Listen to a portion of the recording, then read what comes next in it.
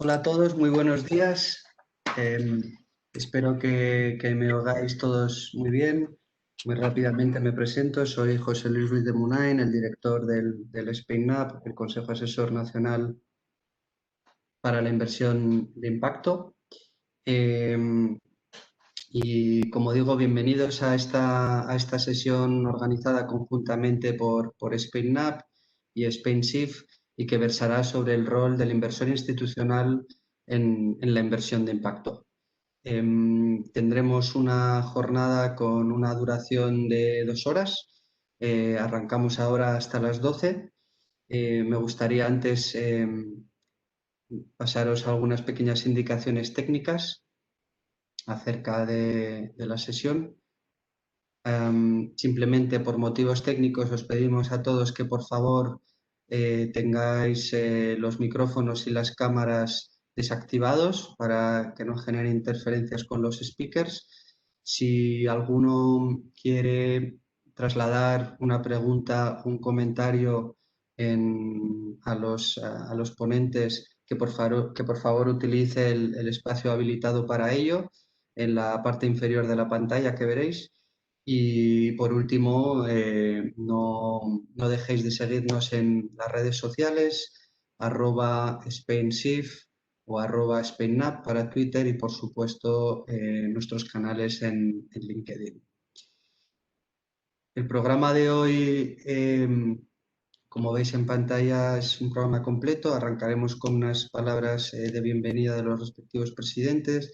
Tendremos un keynote especializado en la materia de la entidad francesa Finansol y tendremos 2 mesas redondas también muy interesantes sobre la materia. Y sin más dilación, voy a dar la palabra, como decía, a los respectivos presidentes de SpainShift y SpainUp, empezando por don Joaquín Garralda Ruiz de Velasco. Así que adelante, Joaquín, y muchísimas gracias. Gracias, José Luis, y buenos días a todos. Bueno, para mí es un placer celebrar este convenio de colaboración de SpainShift con SpainUp.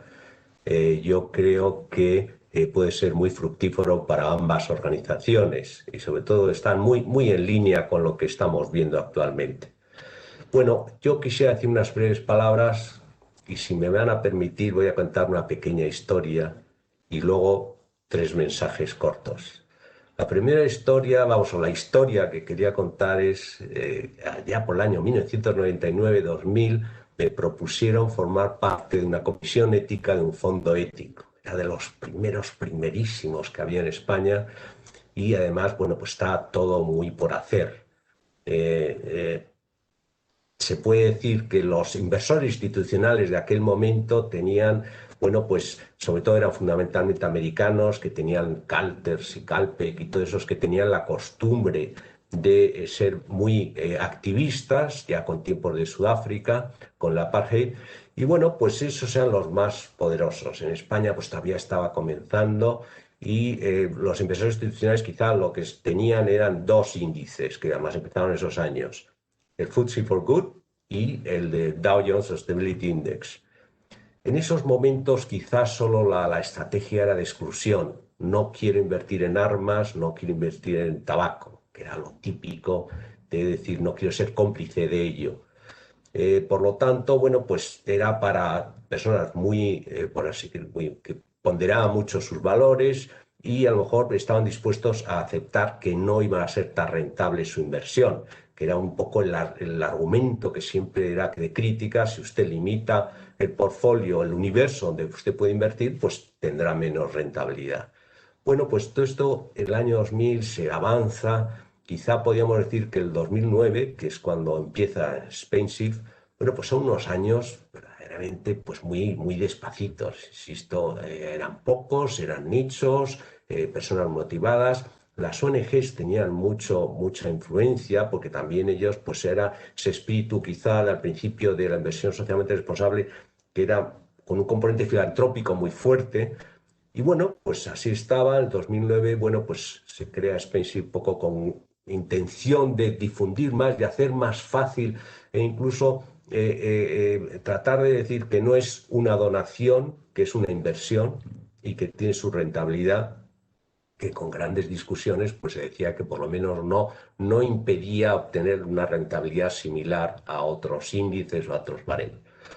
Bueno, pasa el tiempo y ¿qué diferencia hay entre, bueno, pues ahora SpainNav, que es relativamente reciente, 2018 creo, si mal no me acuerdo?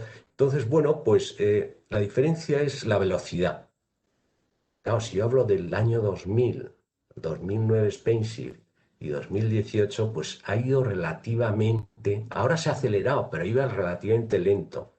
¿Qué pasa con SpainNav? Se encuentra con una dinámica muchísimo más rápida. Y eso es quizá de esa dinámica quería hacer algunos mensajes, pero lo que sí estoy muy contento de, bueno, pues pasa el tiempo, se tarda, pero la dinámica se acelera muchísimo. Entonces, ¿cuáles son mis mensajes? Muy cortos. Primero es la gran pelea de siempre de los estándares, ¿cómo medimos esto?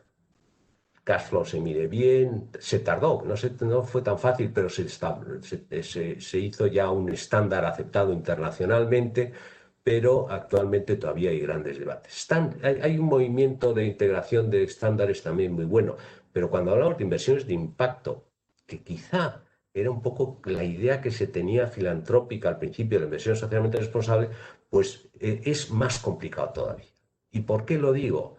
Lo digo por otro matiz que quiero decir, el cambio, el segundo mensaje es el cambio que se ha producido. De antes era mirar para atrás, usted ha cumplido, usted ha usado GRI y ha reducido, por así decir, su carbono, sus emisiones de carbono, su consumo de agua o lo que sea, a decir, no, ¿cuál va a ser su impacto? ¿Qué va a lograr usted en el futuro? Mire usted hacia el futuro y este es el segundo gran cambio que hay es haga usted una racional, una lógica de cómo espera usted impactar. Es decir, tenga en cuenta que hay cuestiones adversas, que hay intencionadas y no intencionadas, pero usted tiene que marcar el camino para lograr ese impacto. Y un impacto que a corto plazo es el output, pues logro que unos agricultores en África tengan agua y vivan mejor, pero yo lo que quiero es que su agricultura sea mejor y que tengan una perspectiva no solo de litros de agua, que es el output inicial de esa inversión, sino un outcome que se dice que es mucho más grande. Es decir, este es un reto que tiene la inversión de impacto. En general, todas las inversiones sostenibles, pero la de impacto la que más. Y luego también tenemos otro asunto, que que yo creo que es muy importante. Los gobiernos están, con el tema climático, sobre todo que ha sido el gran revulsivo, están muy preocupados y quieren hacer inversiones, pero también con la inversión privada, no solo porque necesiten su dinero, por así decirlo, sino también que pueden hacer pues, estructuras de financiación más complejas, que a lo mejor el Estado asuma una parte del riesgo y lo que sí logre es que haya capital para hacer pues, grandes inversiones en infraestructuras, en climatización, en aislamiento, en fin, en todos los que tenemos que hacer en el futuro. Es decir, que no solo es, como digo, los estándares, sino también la parte racional, la racionalización. Pero el tercer mensaje es que hay muchísimas oportunidades. Todos los planes de la Unión Europea, no solo con la taxonomía, que podemos decir para el tema de la estandarización, sino las grandes inversiones de Green Economy, el Green Deal, el Next Generation, el cual va a ser muy importante y que las estructuras híbridas público-privadas van a ser fundamentales. Y ahí la inversión de impacto con su sistema de medición, con su sistema de no solo el impacto a corto plazo, sino en la medio y largo plazo, el pensar en el horizonte 2030 y 2050 es fundamental. Por lo tanto, yo le deseo a SpainNav, vamos, seguro que es un éxito futuro y sobre todo también de la mano porque claramente estamos en lo mismo. Nosotros tenemos otro desde SpainShift, quizá otros un poco más amplio en algunos temas, pero SpainNav, es decir, la inversión de impacto, va a ser muy relevante en los años venideros. Esto era lo que quería contar, un poco mi historia, pero la historia de cómo se ha acelerado y voy a dar el paso a Juan Bernal, que es el presidente de SpainNav. Juan, el floor is yours.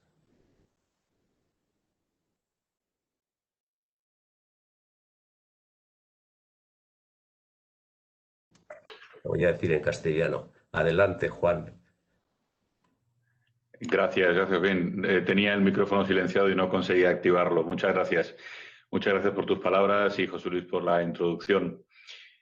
Quisiera empezar esta mañana, cuando tenemos una sesión dedicada al inversor institucional en la inversión de impacto, con una reflexión de Séneca, que decía que la búsqueda es siempre avance.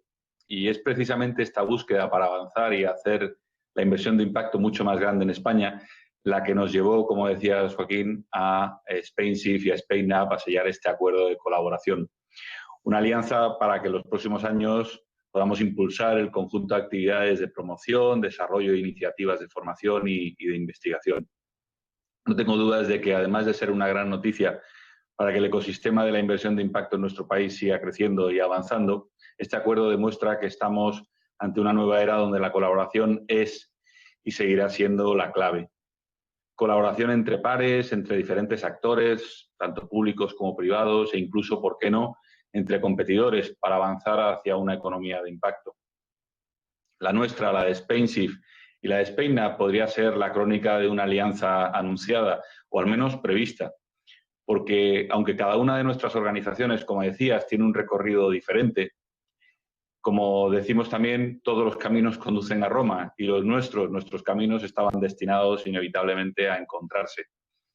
En nuestro caso, el camino de SpainUp comienza en 2018, como apuntabas antes, cuando España presentó la candidatura de adhesión al GSG, al Global Steering Group, con más de 70 entidades detrás.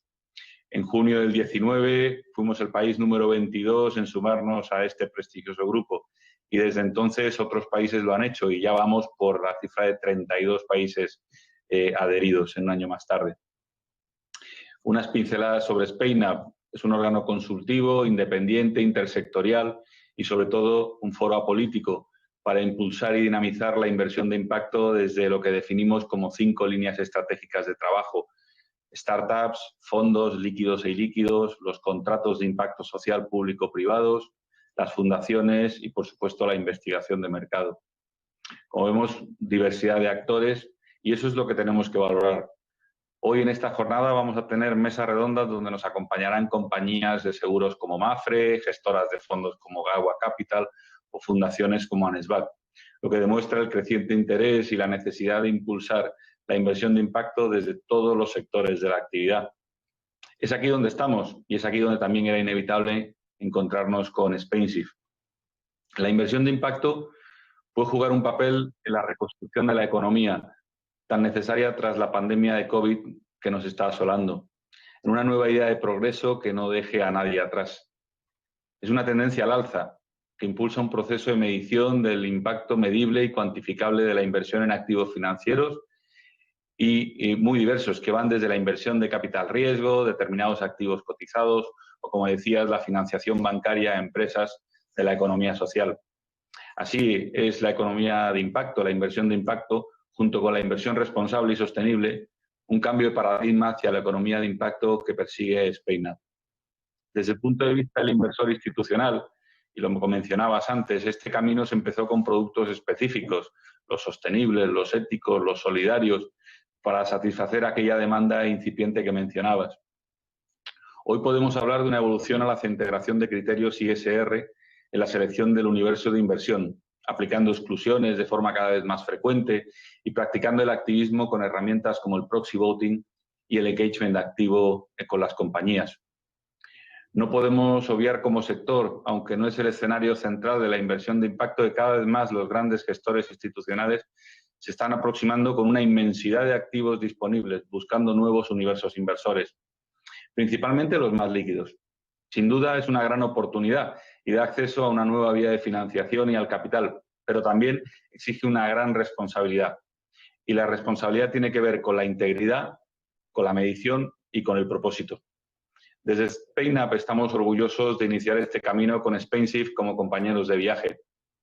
Y por último, me gustaría terminar con la pregunta que nos hacía a todos así Ronald Cohen en su primer libro, On Impact, A Guide to the Impact Revolution, que era ¿en qué mundo queremos vivir? Espero que hoy podamos ayudar a encontrar la respuesta no solo a esta pregunta, sino a muchas otras. Muchas gracias, manos a la obra y a por un mundo mejor.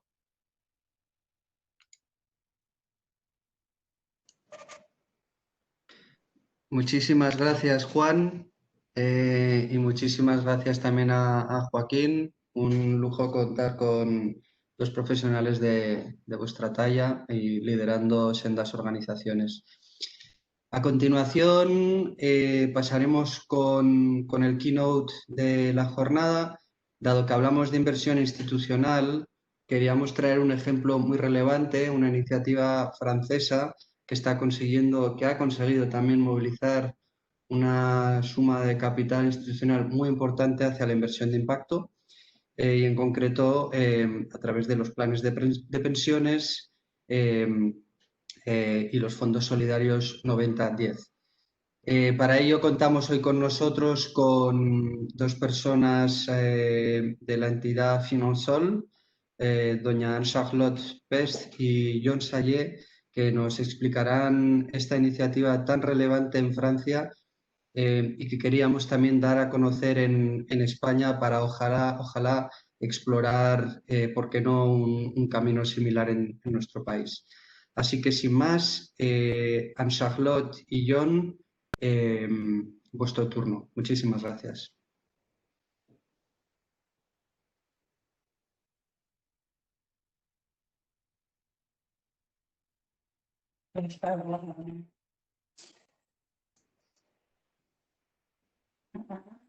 Adelante. Sí. Normalmente ve mi pantalla, ¿no? Buenos días a todos. Sí. Buenos días a todos. Somos Anne-Charlotte Pesse y yo Sale de la Asociación Francesa Finansol para presentarles los fondos de pensión solidarios que llamamos comúnmente 90-10. Somos de la Asociación Finansol, que es la red de los actores de la finanza solidaria en Francia, que es a la vez una asociación con principal misión la promoción de la finanza solidaria hacia el gran público y los institucionales, y que reúne a la vez instituciones financieras con enfoques solidarios, la mayoría de los grandes bancos franceses, y empresas y financieros solidarios con fuerte utilidad social o medioambiental. También es un certificado que desde el 1997 garantiza a los ahorradores que sus productos financieros respetan transparencia y solidaridad.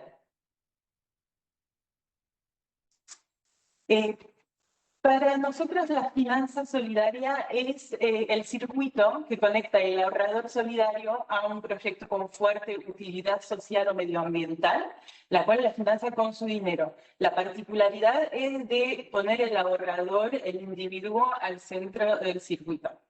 En el 2019, la finanza solidaria ha conocido un crecimiento de 24%, con 810.000 nuevas suscripciones que corresponden a 3.000 millones de euros suplementarios para llegar a presentar los fondos, lo que definimos como fondos 90-10, que son fondos de pensión solidarios que se definen con una proporción mínima entre 5 y 10%, que va hacia inversiones con finalidad solidaria, y 90 a 95% de activos no solidarios, digamos, invertidos de manera más clásica, tipo UCITS.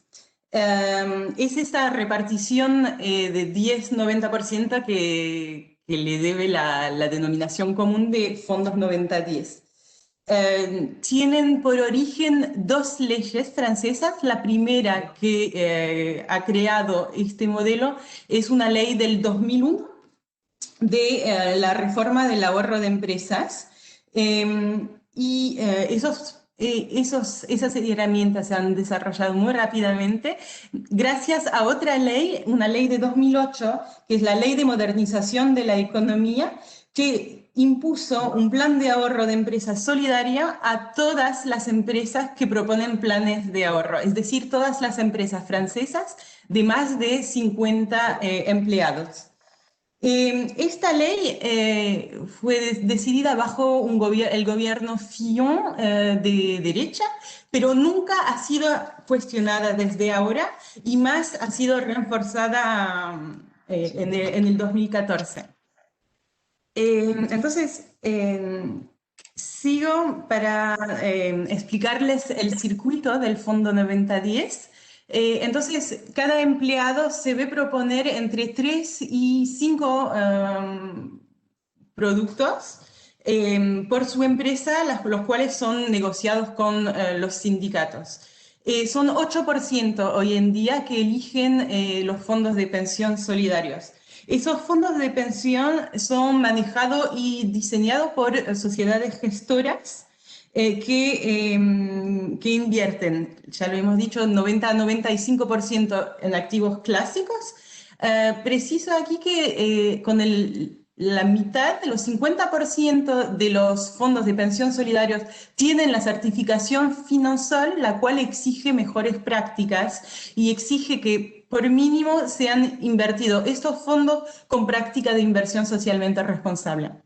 Los 5 a 10% de activos solidarios van hacia 3 beneficiarios y ahí fue también el gobierno francés que dio una definición de lo que es una empresa solidaria.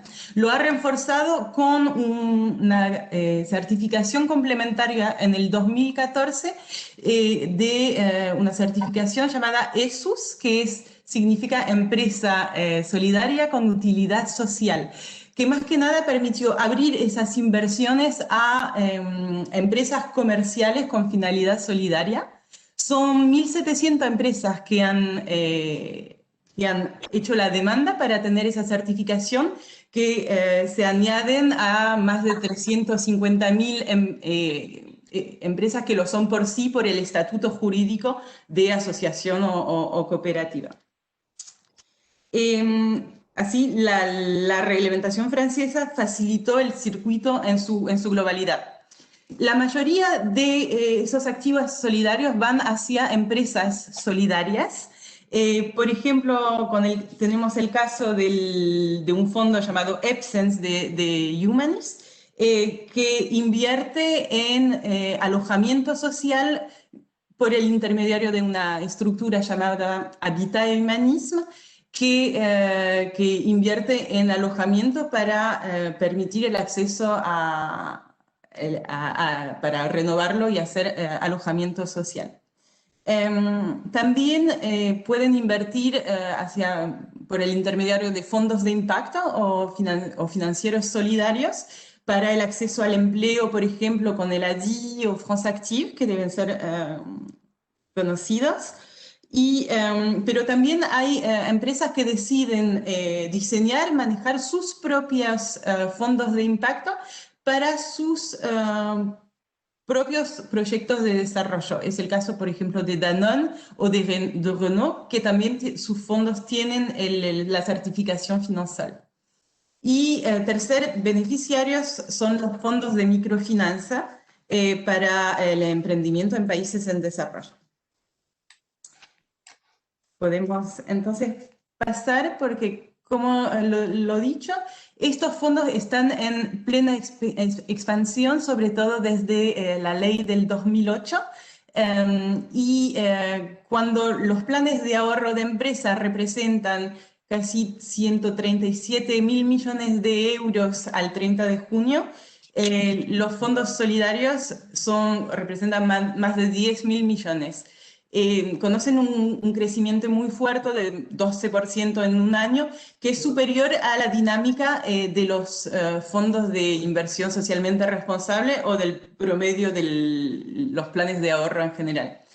Quería también presentarle un estudio de Amundi sobre 965.000 personas de 18.700 empresas, que compruebe que los fondos de pensión solidarios colectan 2,2% más que las inversiones clásicas, que los fondos clásicos, y que en su globalidad las empresas que proponen fondos solidarios colectan 7% más. Es el primer estudio que permite tener en cuenta de los valores personales de los individuos en su reflexión de inversión en esos planes de ahorro de empresas. Entonces, muchas gracias, y si tiene preguntas estaremos Jan y yo para contestarle ahora. Y mucha disculpa por los problemas técnicos.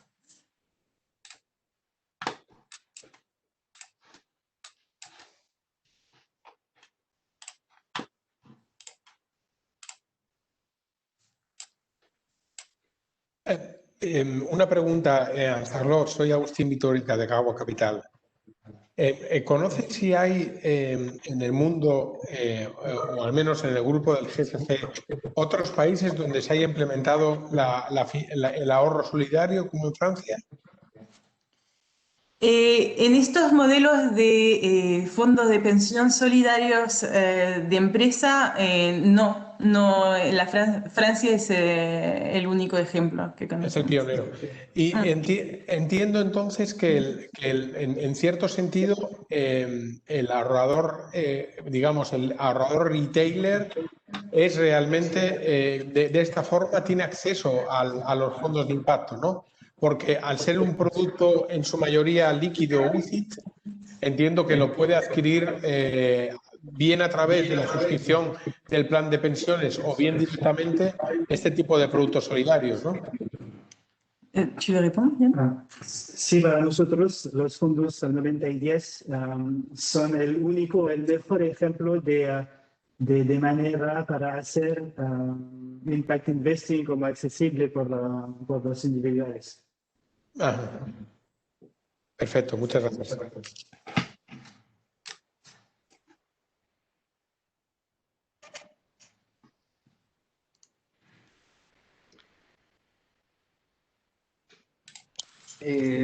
No sé si no hay más preguntas, de todas formas, a lo largo de la presentación podéis, todos los asistentes, podéis trasladar vuestras preguntas a través del chat y del espacio habilitado, y los amigos de Finansol estarán encantados de responder también más adelante. Así que muchísimas gracias a Charlotte y John por presentar esta iniciativa pionera en Francia, y que, como decía, ojalá que de la mano de SpainShift y SpainNap podamos también promover y, por qué no, replicar aquí en España. Sabemos además que hay pues varios fondos de pensiones conectados hoy, así que también les invitamos a todos ellos a que, si quieren más información, encantados de proveérsela. Pasaremos a continuación, muchísimas gracias a Charlotte y John.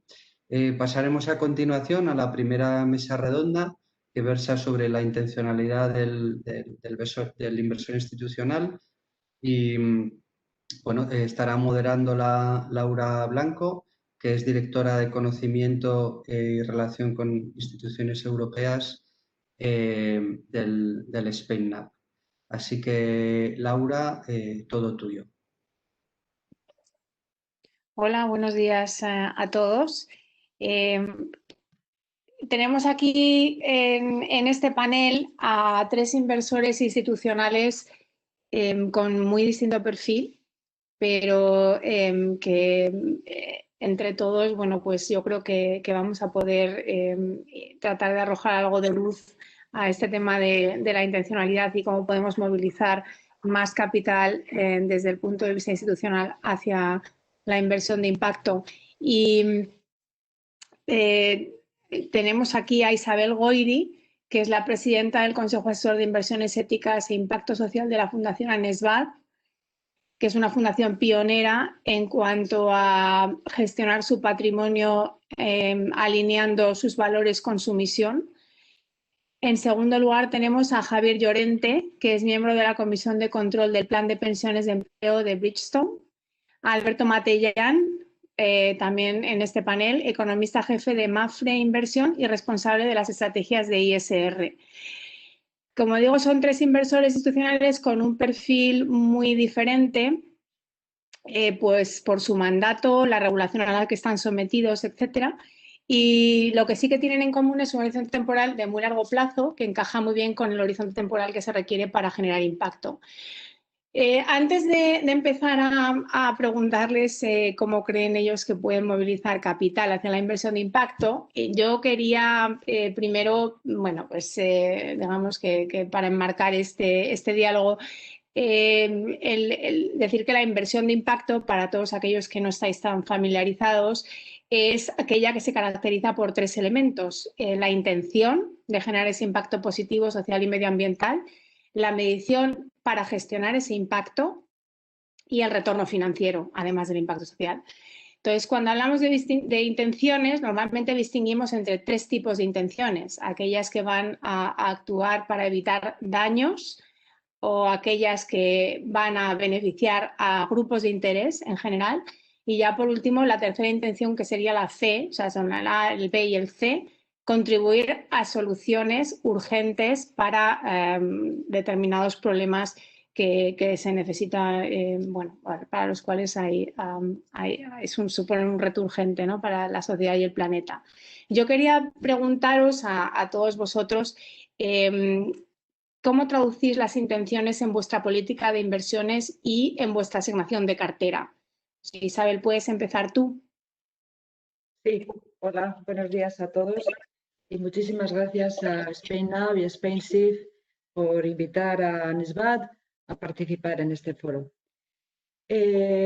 Nosotros lo que hemos hecho ha sido partir de un ejercicio de asset allocation en formato de matriz, es decir, teníamos una cartera, un patrimonio de aproximadamente 50 millones y no quisimos renunciar a los aspectos financieros, a todo lo que habíamos aprendido de la matemática financiera, y lo que hicimos fue un ejercicio de matriz, es decir, seleccionar tipologías de activos por sus características financieras y además a darles unos atributos de ISR, impacto, fondos temáticos, best in class, lo que fuera.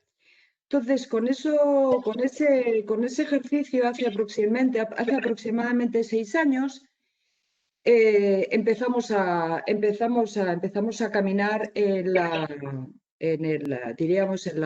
formación de nuestra política de inversión socialmente responsable y de impacto. Y bueno, en los primeros año y medio, 2 años, los dedicamos principalmente a pensar, a ver cómo podíamos hacer todas estas cosas, siempre muy impulsados por el patronato, que tenía bastante claro desde el principio que quería aproximar lo que es su misión en la parte de la acción directa, que como bien sabéis está en la promoción de la salud en África, con la gestión de su patrimonio quería aproximar los dos objetivos. No necesariamente haciendo exactamente lo mismo, pero en cuanto a la gestión con impacto social. Eso hicimos.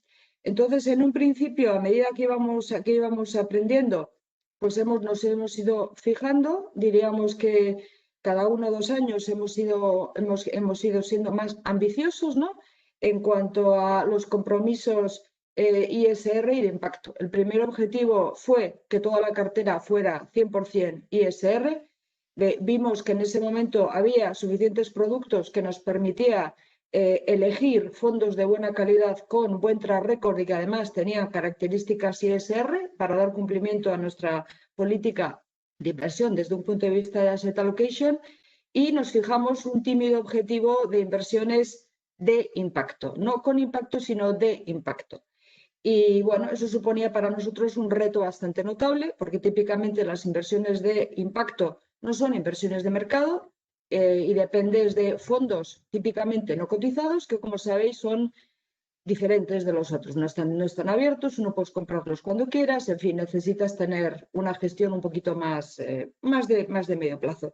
Y ahí hemos ido caminando. La situación que tenemos ahora es que el 100% de las inversiones son ISR, ya llevan siéndolo prácticamente 3 años, y tenemos ni más ni menos que un 30% en inversiones de impacto.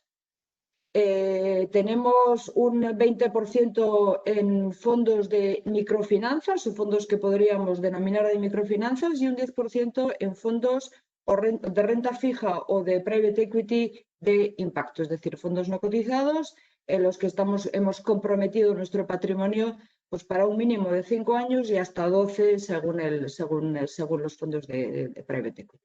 Esta parte de la cartera es relativamente joven. Los fondos de renta fija los invertimos antes, era más fácil desde un punto de vista de gestión responsable del patrimonio buscar esos fondos, invertir en ellos y ahí estamos, pues con esa cartera todavía joven, todavía con capacidad de asumir más retos de impacto, no necesariamente en el porcentaje de la cartera, pero sí en el mix, porque bueno, pues hemos decidido. Y bueno, pues ahí vamos avanzando. Hace 2 años asumimos objetivos también claros de compromiso con los ODS, es decir, X porcentaje de los fondos iban a estar, de todo el dinero iba a estar comprometido con ciertos ODS, los buscamos con los indicadores de la Organización Mundial de la Salud, que era como somos la salud en África, pues identificamos 5 ODS y luego también 2 ejes geográficos, España y África. Y ahí seguimos avanzando en alinear los impactos de la cartera con los ODS. Nuestra cartera, se me ha olvidado decirlo al principio, creo que está medio claro, pero se lo recuerdo a todo el mundo. Nosotros no invertimos directamente, siempre lo hacemos a través de fondos de inversión. Y eso es la buena noticia, se puede hacer. Se puede hacer. Y lo digo para todos mis compañeros de pequeñas o de grandes fundaciones, que no hace falta tener una estructura enorme por detrás para invertir con impacto. Se puede hacer. La industria afortunadamente ha madurado suficiente y hay suficiente oferta. Y lo que es muy interesante es que la nueva generación de inversores de impacto es muy buena, es joven, está totalmente comprometida, nace ya sabiendo lo que quiere hacer y la experiencia está siendo muy positiva. Perdonad, no sé si me he extendido, pero bueno, os he contado aquí un poquito. Gracias, Isabel. Muchas gracias. Alberto, ¿cómo traducís vosotros las intenciones a vuestra política de inversiones? Vamos a ver, nosotros me gusta escuchar a Isabel porque es un enfoque diferente y yo creo que muy complementario, ¿no? Nosotros básicamente estamos condicionados por 3 cuestiones de cara a la inversión de impacto. La primera es que somos un gran tenedor de activos, ¿no? Como asegura, invertimos nuestro propio dinero junto con el del cliente. Es decir, somos un gran tenedor de activos y al mismo tiempo ofrecemos posibilidades de inversión al cliente. Tenemos esos 2 pilares de inversión. En segundo lugar, tenemos una aseguradora y, por tanto, estamos sometidos a condicionantes regulatorios muy, muy estrictos en cuanto a dónde podemos invertir. Y el tercer condicionante es la escala.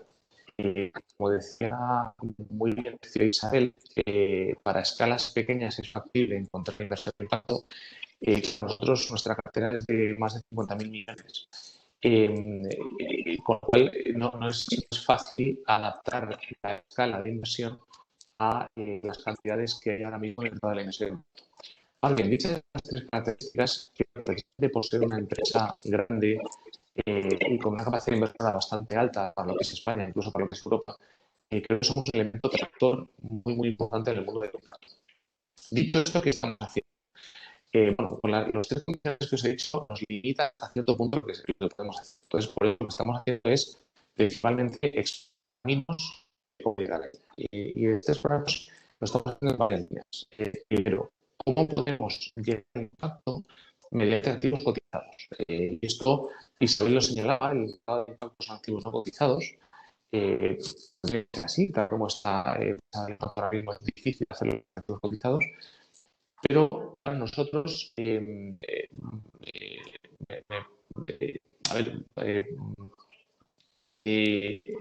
por regulación, con vuestro permiso, apago la cámara para evitar problemas de conexión. Por regulación, el invertir en activos no cotizados nos supone un gran problema, tanto en términos de consumo de capital de solvencia como en términos de cómo justificamos eso ante regulador, ¿no? Y por eso nosotros tenemos un compromiso muy importante, o buscamos maneras y formas de invertir en impacto mediante activos cotizados. Y de eso hay varias alternativas. Estamos trabajando con algunas universidades para buscar ese posible impacto, ya sea impacto directo, como lo has definido tú, Laura, con esos 3 elementos, o impacto a través de ODS, ¿no? Sí que este es un impacto que no es un impacto puro, si queréis llamarlo así, es un impacto de tipo C, pero para una institución grande como nosotros no queda más remedio que tirar por ahí, por lo que he dicho antes, ¿no? Y yo creo que es una buena forma, en cualquier caso, de acelerar este tema.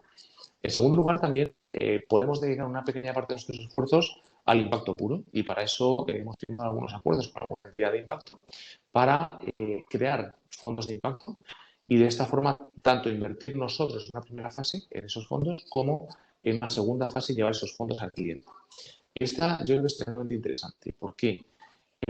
Una cosa que nuestros mayores no nos dejan es invertir en fondos que no sean nuestros. Es una política de inversión propia de la empresa que compartimos con la mayoría de aseguradoras, y por eso, si queremos invertir en un fondo de impacto, tenemos que de alguna forma ser coinversores. Es decir, no podemos ser un cliente de un fondo de impacto, sino que tenemos que ser uno de los creadores de ese fondo, o por lo menos tener un peso lo suficiente como para tomar decisiones. Insisto, es una mera política de inversión. Pero yo creo que es interesante porque una vez creado este fondo, a través de nuestras redes se le puede ofrecer a clientes con la particularidad de que convertimos con ellos, ¿no? Por tanto, es un elemento de tracción de la inversión de impacto importante. Esta es la segunda cosa que hacemos. Y la tercera cosa que hacemos es, más allá de nuestros propios productos, es investigación. Como decía antes, estamos haciendo para nuestras inversiones cotizadas investigación con universidades. También estamos proponiendo investigación que no se refleja directamente en productos e inversiones nuestras, sino investigación más de base.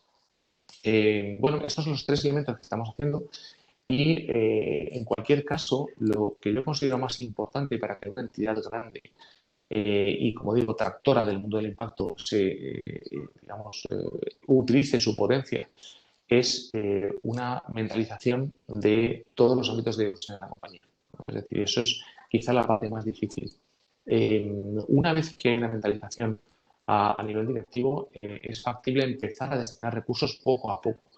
Otra característica de una entidad como la nuestra es que no podemos girar radicalmente y decir, a partir de mañana nuestros fondos son de impacto, a partir de mañana nuestras inversiones son responsables. Por eso, en una cartera mediana o grande no tiene menos sentido. Eso es factible hacerlo en carteras pequeñas, y me parece además muy viable porque requiere un esfuerzo muy grande. Pero, insisto, en una gestora de fondos, en un asset owner grande como nosotros, hay que hacerlo muy poco a poco porque son muchos cambios, tanto de equipo como de cartera. Entonces, bueno, eso es lo que estamos intentando hacer, y lo más satisfactorio que está poco a poco funcionando y poco a poco mentalizando tanto a nuestros equipos como a nuestros clientes. Muchas gracias, Alberto. Javier.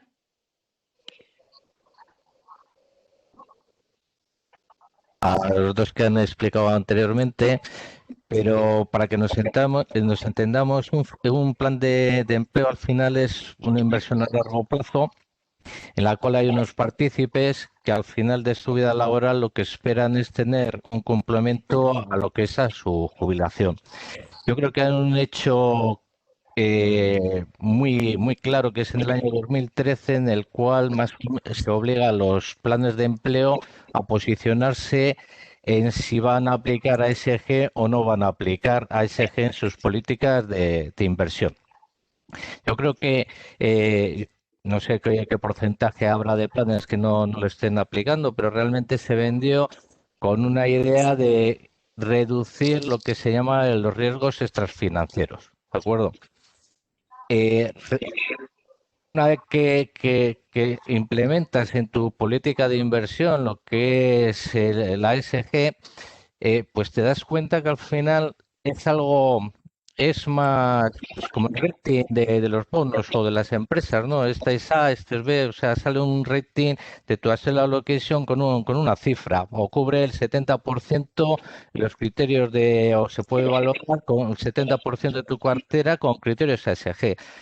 Yo creo que en ese momento, pues decidimos dar un paso, que fue lo de firmantes del PRI en el año 2018. que el PRI son los principios de inversión responsable de las Naciones Unidas. Después de dar ese paso, pues lo que tú comentas de intención, pues realmente decidimos el buscar lo que es realmente algo más tangible. Entonces hubo un cambio, yo creo que muy importante en nuestra política de inversión, que fue el introducir una inversión mínima de un 0,5% del valor de nuestro fondo en lo que son activos de impacto social.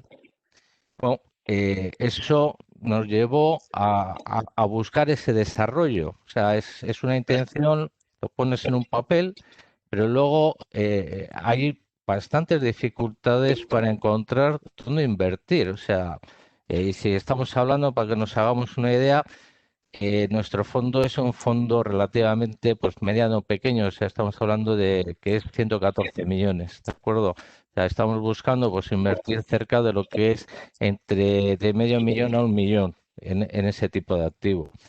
Pues la verdad que lo que es la casualidad, pues en Spency, pues vimos a dos empresas, que una es Gawa Capital, o dos gestoras de impacto, que una fue Gawa Capital y otra fue Creas Impacto. Y decidimos invertir en ambas. Hay una cierta dificultad para poder invertir un plan de pensiones en lo que es este tipo de activo, porque este tipo de activo de entrada es private equity, o sea, estás hablando de, como ha explicado antes Isabel, es una inversión que de entrada los 5 primeros años lo que vas es, te va pidiendo capital para entre 5 y 7 restantes de obtener un beneficio y lo que has invertido. Entonces, claro, los resultados se ven bastante, a largo plazo. Es algo que empieza el camino y que empiezas a andar y que realmente es un poco complicado, decirlo así.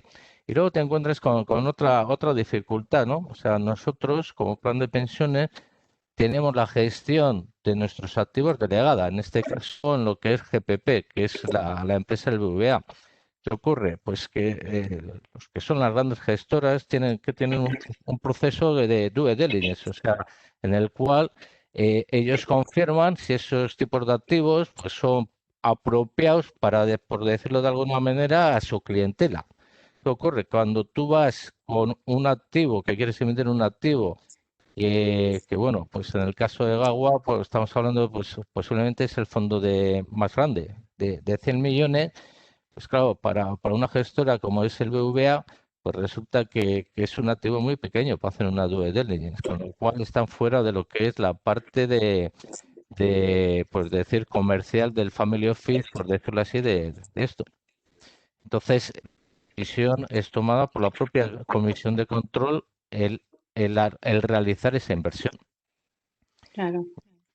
Bueno, o sea, claramente hay un tema de escala, ¿no? Que puede ser un poco una dificultad cuando se empieza a hablar de fondos institucionales que ya tienen un cierto tamaño.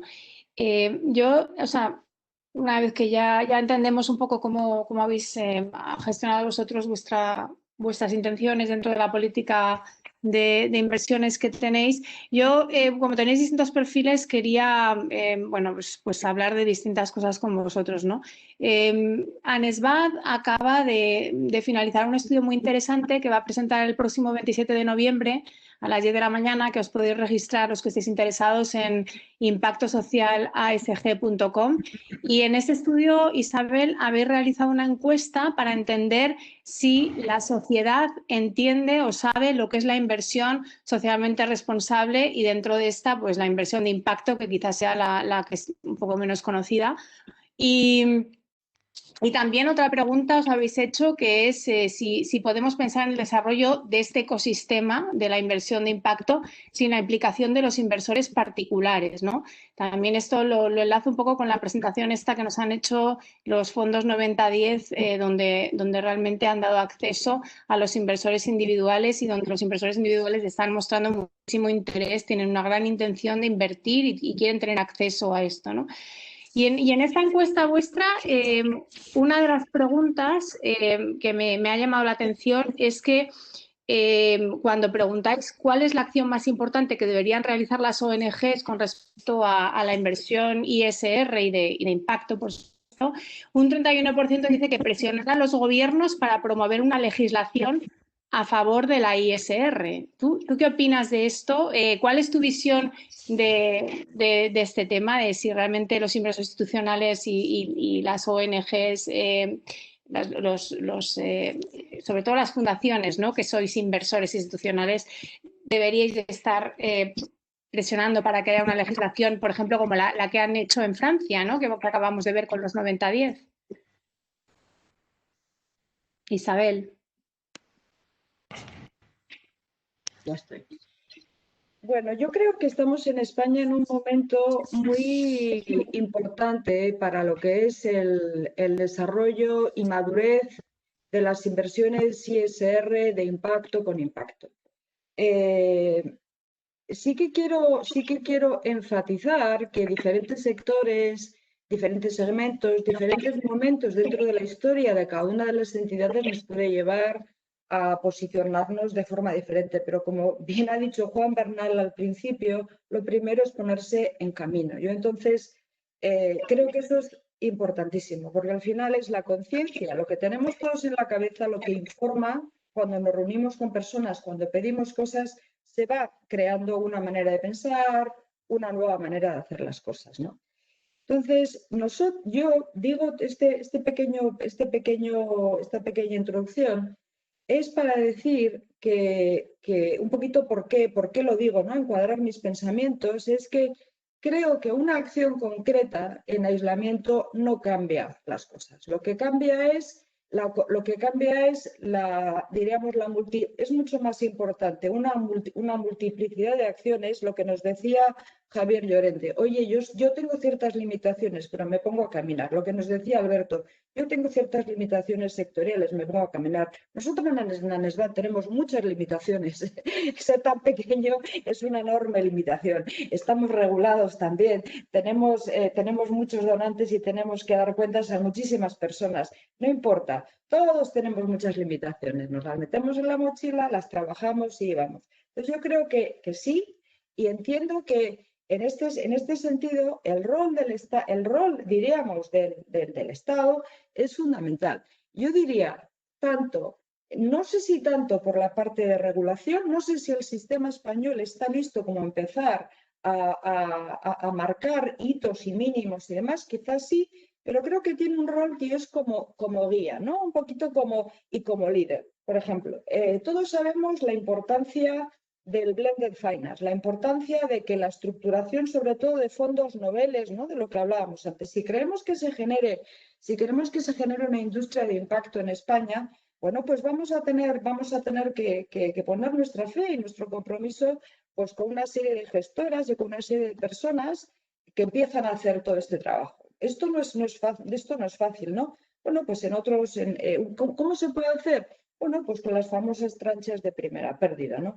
Me gusta ver y me sorprende a la vez que los fondos de private equity españoles y los fondos de renta fija de gestoras internacionales, que sí que quiero decir que en España está en una situación, pero hay mucho más fuera de nuestras fronteras que se puede ver. Instituciones internacionales como pueden ser europeas o bancos de desarrollo internacional asumen unas tranchas de primera pérdida bastante importantes que de alguna manera mejoran mucho el perfil de riesgo que tienen estas inversiones. Esto es importante porque si alguien, primero hay que entender lo que es private equity y lo que es renta fija cotizada, o sea, es una trancha, te metes un poco en unos activos que tienen más riesgo y después, claro, también tienes no tienes liquidez, asumes más riesgo. Y tercero, estás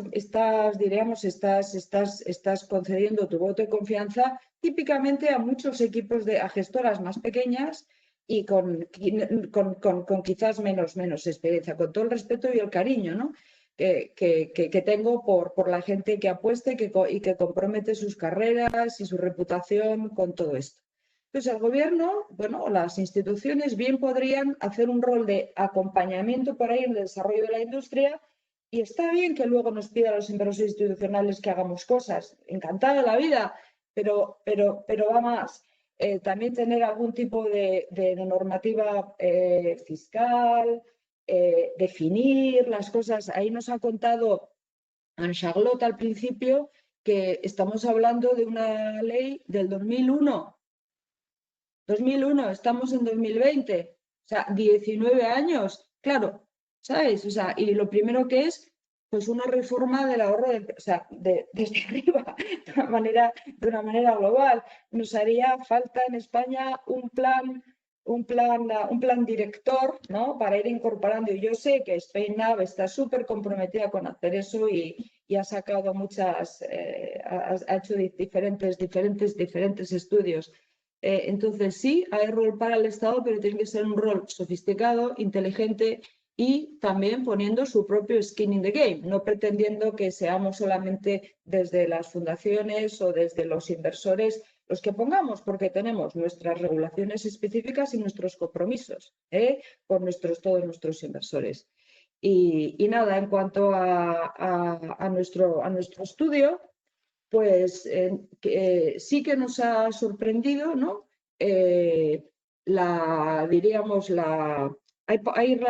Nos han sorprendido dos cosas. Quizás una falta de conocimiento, hay que seguir impulsando el conocimiento y la educación, pero aquellos que entienden, aquellas personas que tienen un nivel de conocimiento, sí que están muy comprometidos con la idea. Lo que se ve es que cuando la gente entiende de qué va la inversión socialmente responsable o de impacto, realmente cree que puede ser una fuerza para generar el cambio y para mejorar a nuestra sociedad, y lo expresa de una manera muy... Nosotros, además de hacer ese estudio, que es muy interesante, va a ser bueno, ya hemos publicado por tercer año una memoria de impacto social de nuestras inversiones. Como he dicho al principio, nuestro espíritu ha sido siempre empezar a caminar. Cuando yo dije, vamos a hacer una memoria de impacto, decimos, no sabemos hacerlo, dije, no importa, aprendemos, vamos a ir aprendiendo, y nos salió una cosa francamente bastante buena al principio, y sobre eso hemos ido construyendo. Este año nos estamos atreviendo cada vez más a lanzarlo, a darlo a conocer, y es muy importante esa labor educativa, ¿no?, que tenemos y de concienciación que debemos hacer. Para nosotros es obviamente muy importante entender lo que desea nuestra base de donantes y nuestra base social. O sea, que estamos intentando hacer todo esto en un paquete. Así que desde ANESVAD estamos comprometidos con la inversión de impacto, con apoyar al ecosistema, con intentar educar. Nos hemos ido abriendo a lo largo de los últimos 7 años múltiples ejes. Somos muy pequeños, tenemos fuerzas muy limitadas, pero las poquitas fuerzas, la poquita inteligencia que tenemos, la estamos intentando apuntar en esa dirección con todos los cañones, por decirlo así. Muchas gracias, Isabel. O sea, que nos quedamos con que hay que seguir fomentando el conocimiento, un plan director para España, que estaría bien, y que el gobierno ponga carne en el asador, ¿no?, que asuma riesgo y que realmente se moje. Yo quería pasar un poco a preguntarle a Javier. O sea, en la encuesta de Spain-SIF que ha habido recientemente, se hablaba de que uno de los factores clave para el desarrollo de la ISR, que incluye la inversión de impacto, obviamente en los próximos 3 años, hasta el 2023, va a ser el marco regulatorio de la Unión Europea y la demanda de los inversores individuales, que ya están ganando peso frente a las instituciones. Y bueno, estábamos viendo cómo los franceses nos han dicho que de los 137.000 millones de activos que había en Francia en los planes de pensiones, 10.000 millones de euros estaban dentro de los fondos 90-10. Y según las últimas cifras de Inverco, nosotros en España tenemos 116.400 millones de euros en planes de pensiones de empleo, me estoy refiriendo al empleo, no, perdón, de planes de pensiones y en empleo, los planes de pensiones de empleo son 35.700 millones de euros. ¿Cómo podemos hacer para que un pequeño porcentaje de esos 35.700 millones de planes de pensiones de empleo en España puedan ir hacia la inversión de impacto? O sea, ¿tú qué opinas de los fondos 90-10, Javier? Bueno, nuestro fondo es un fondo que no es 90-10, pero es un 99-1, porque realmente tenemos un 0,5 para lo que es impacto y otro 0,5 para lo que es impacto de transición para el tema de cambio climático, ¿de acuerdo?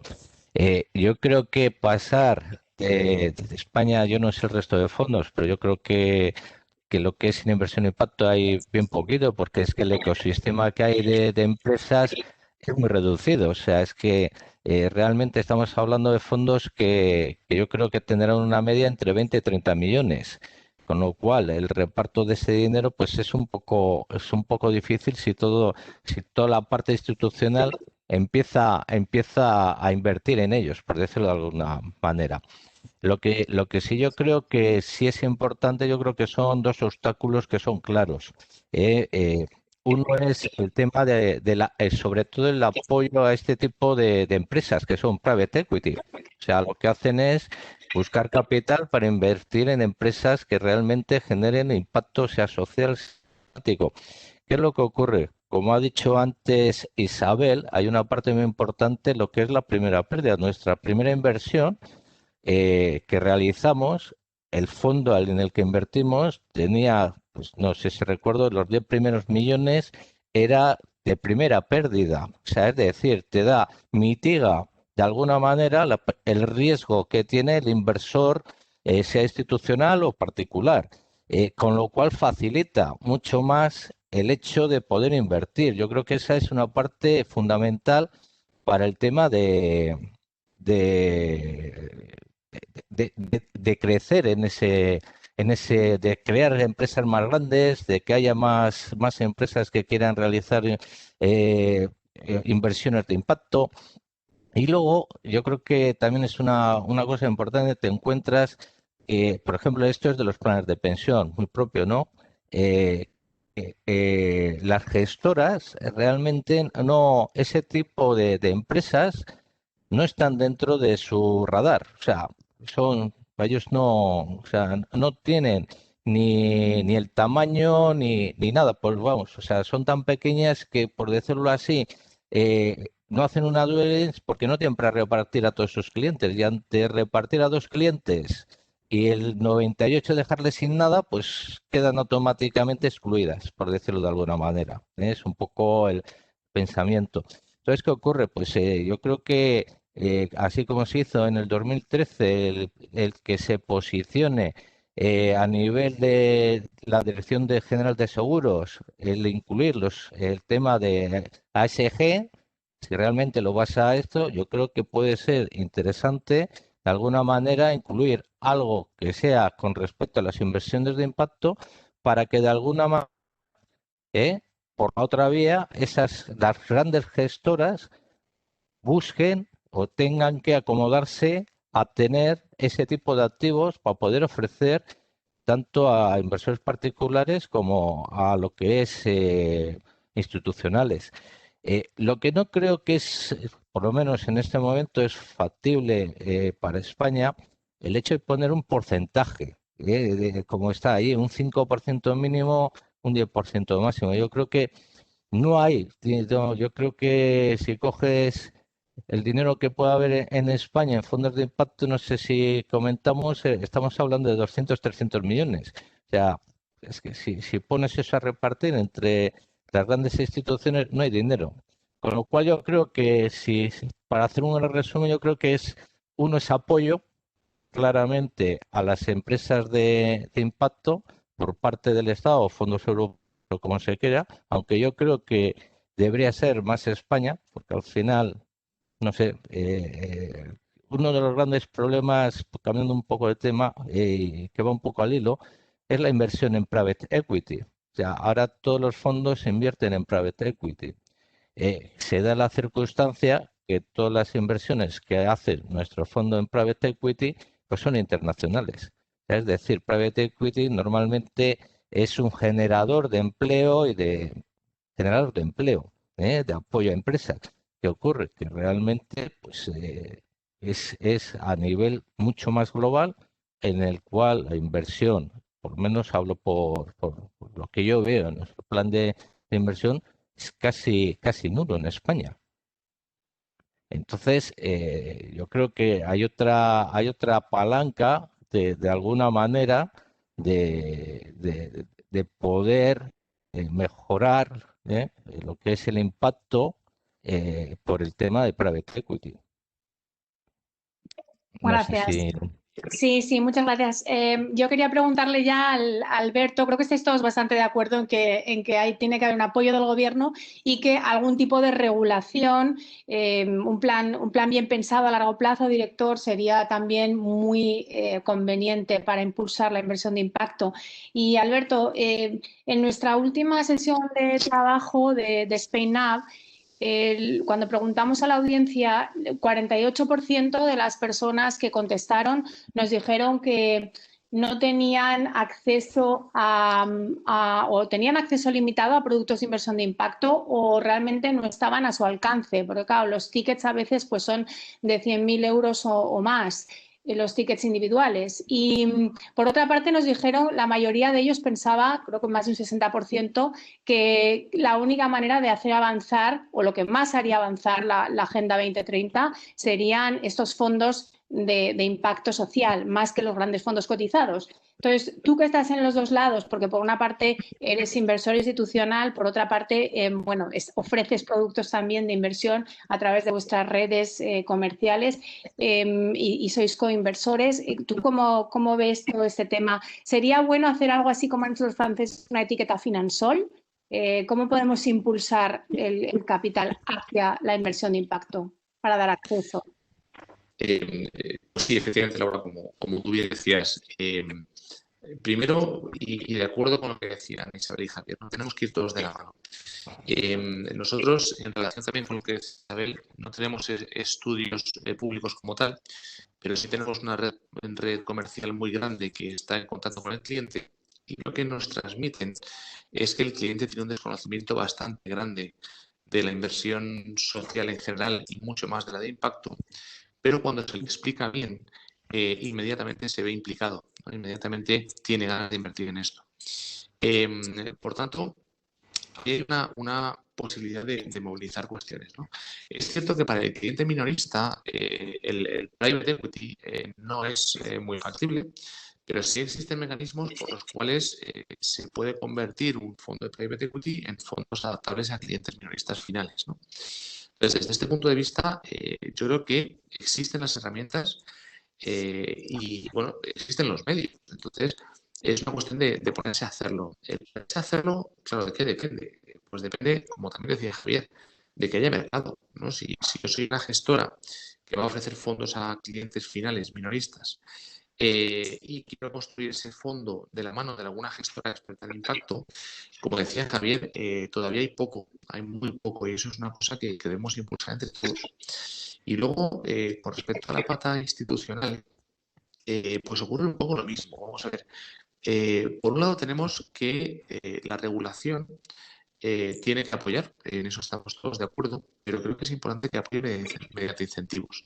Incentivos de distintos tipos. Si estoy de acuerdo con Javier en que el porcentaje no tiene sentido, de hecho, creo que haría perder el espíritu de la inversión de impacto, porque la gente se fija en el porcentaje y no en lo que realmente está haciendo.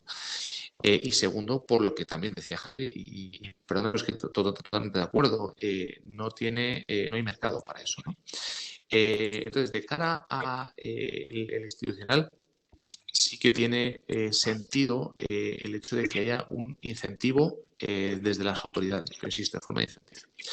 Y ya para finalizar, me preguntabas por la etiqueta. Sí, tiene todo el sentido. Es decir, cuando, como te decía antes, nuestros comerciales hablan con el cliente, se sientan con él, este cliente, una de las principales dudas que tiene, dice, vale, ¿cómo compruebo que este impacto es cierto, es correcto? ¿Cómo compruebo que esta inversión social se está haciendo bien, ¿no? Entonces, ahí hay muchas formas de hacerlo. La principal para nosotros es la transparencia, es el explicar al cliente de arriba abajo lo que estamos haciendo, con quién, qué proceso seguimos, etcétera. Pero sería mucho más fácil y más eficiente si existiese una etiqueta. Lo cierto es que estamos en proceso para que estén calificados con la etiqueta francesa, que es la más exigente de Europa. Y en este sentido, sí creo que es un factor posible. Sin embargo, creo que digo, no sé si es lo óptimo o no, pero parece ser que se está planeando una etiqueta europea, porque es verdad que en Europa hay bastantes etiquetas diferentes entre sí y bueno, al final es muy ineficiente que haya tantas etiquetas diferentes. ¿Por qué? Porque al final quien crea fondos, al menos si es una institución grande, como es nuestro caso, el objetivo es venderlo en todos los países donde opera, en la medida de lo posible, ¿no? Y en Europa tenemos una regulación para fondos cotizados, para fondos UCITS, que nos permite crear un fondo, por ejemplo, en Luxemburgo y venderlo en toda Europa. Si tenemos que ir etiquetas país por país es tremendamente ineficiente, ¿no? De hecho, estamos optando a la etiqueta francesa porque creemos que es la que más se va a aproximar a la etiqueta final europea. Ahora bien, dicho esto, independientemente, si tenemos una etiqueta española también me parece bastante buena. Al final, el espíritu y la base de esto es hacer llegar al cliente final la realidad de lo que estamos haciendo. Que este cliente primero lo conozca y una vez que lo conoce, que se le disipen esas dudas acerca de lo que hay detrás. Yo creo que esa es la clave al final. Bueno, pues sí, tomamos nota de la etiqueta. Habría que también estandarizar, ¿no? Y en ese esfuerzo que estamos de estandarización que decía al principio Joaquín Garralda, pues también tratamos de estandarizar etiquetas y nosotros sí, quizás en España crear una, pero con estándares ya europeos, ¿no? En cualquier caso, bueno, pues muchas gracias a todos. Yo creo que ha quedado bastante claro el tema de la escala y de la necesidad de convencer al regulador, presionarle de alguna manera y el conocimiento, ¿no? Seguir fomentando el conocimiento. Y yo quería preguntarle a Andrea si hay alguna pregunta, ya para terminar. No sé si tienes alguna pregunta, Andrea. Ahora sí, tenemos una pregunta del público, muy rápidamente. Y es la siguiente: a la hora de hacer una inversión de impacto, de incorporarlo a las carteras, nos preguntan si qué es lo que más pesa, el impacto positivo que se genera en cantidad, el ámbito sobre el que se busca el impacto, la facilidad de cálculo de ese impacto, que también es otro tema complejo, o yo aquí añadiría de mi propia cosecha, si la disponibilidad, ¿no?, de productos de impacto que estén alineados con la debida diligencia, con los requisitos de solvencia o con el deber fiduciario, ¿no?, del inversor. ¿Quién quiere contestar eso? No sé, Javier o yo puedo contar lo que es bueno, las inversiones de impacto. Pues, normalmente el impacto social son private equity, es un fondo que son ilíquidos, con lo cual hay un gestor de ese fondo que lo que hace es pedir un capital, que cuando tiene un capital base lo que empieza es a buscar empresas para, dentro de lo que era su misión, que la tiene claramente descrita, empresas al criterio de inversión. En este caso, pues pueden ser, si buscas impacto social, desde apoyo a enfermos enfermos, quiero decir, yo qué sé, pues llamadas telemáticas para saber cómo estás, sencillamente, pues, o productos de moda que son totalmente, la ropa totalmente reciclable. O sea, te quiero decir que lo que ellos hacen es buscar empresas que están en fase semilla o creciendo, que necesita un nuevo impulso de capital para crecer, y lo que hace es desarrollar sus productos que normalmente están relacionados, bueno, por lo que yo he visto, con lo que es tercera edad, parte de hospital y parte, digo moda por todo el tema de lo que es la ropa. O sea, unos grandes contaminantes es la ropa que tenemos, o sea, el que no es reciclable. Entonces, pues bueno, es muy curioso cuando ves realmente en qué empresas invierten y realmente te casas con ellos porque lo venden con un entusiasmo realmente tremendo. O sea, me parece algo presenciar una presentación de lo que es un fondo de impacto es algo precioso. O sea, porque te quedas asombrado la cantidad de cosas que hay para invertir y cómo la gente desarrolla unas ideas vamos, eso, que son increíbles. Y sobre todo basadas en un tema que es ayudar. O sea, es que no olvidemos y que realmente no es un tema de generar empleo, porque eso ya con la generación de la empresa ya ha estado por sí, sino realmente es que el producto que esa empresa quiere poner en el mercado, lo que es para ayudar a las personas y al medio ambiente. O sea, Claro, es algo... es reinventar el capitalismo, ¿no? Como Sí, Analco es tratar de dar solución a los retos urgentes que tenemos, pero con un sentido de negocio y de que sea sostenible, no solamente exacto. desde el punto de vista medioambital y social, sino además desde el punto de vista financiero, ¿no? Pues Sí. muchísimas gracias a los tres. Ya damos paso a Andrea o a José Luis, siguiente panel. Muchísimas gracias. Gracias a vosotros. Gracias a vosotros. Gracias, un placer. Gracias, muchísimas gracias a los cuatro. Muy interesante, sin duda. Pasaremos a continuación a la segunda mesa redonda, donde en este caso abarcaremos la oferta de productos de inversión de impacto, ¿verdad? Poniendo ejemplos de un par de fondos de impacto líquidos, así como también uno líquido. Y bueno, para ello tendremos el lujo de contar con Carmen Bulet,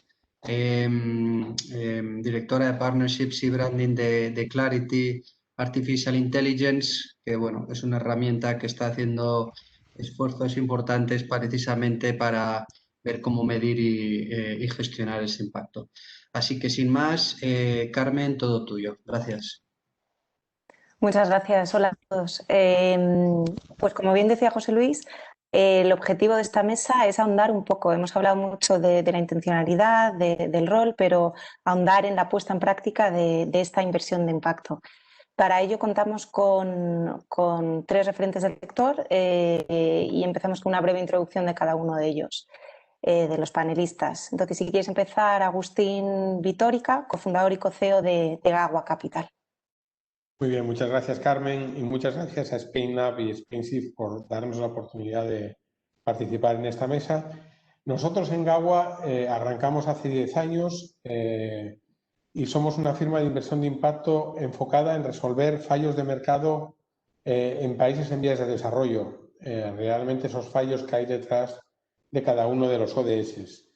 Hemos realizado inversiones en microfinanzas, en financiación de pequeña y mediana empresa, en financiación de educación y financiación de agricultura, a través de 4 fondos donde hemos movilizado más de 195 millones de euros, especialmente privados. Más del 80% de esos 195 millones de euros son privados y también institucionales. Yo diría un par de características que nos definen. Uno es que somos una firma que le gustan las alianzas. Entonces, arrancamos en nuestros 2 primeros fondos con alianzas con Popular Banca Privada, hoy Grupo Santander, para la distribución de nuestros productos. En el tercer fondo es una alianza en concreto con Magallanes Value Investors, que es una de las principales gestoras de Value Investing en España independientes. Y bueno, tenemos una alianza ahora para nuestro último fondo pues con CaixaBank Banca Privada, de la cual estamos muy orgullosos, y también alianzas con la Cooperación Española, la Agencia Española de Cooperación para el Desarrollo, y con Cofides, que son también estupendas alianzas.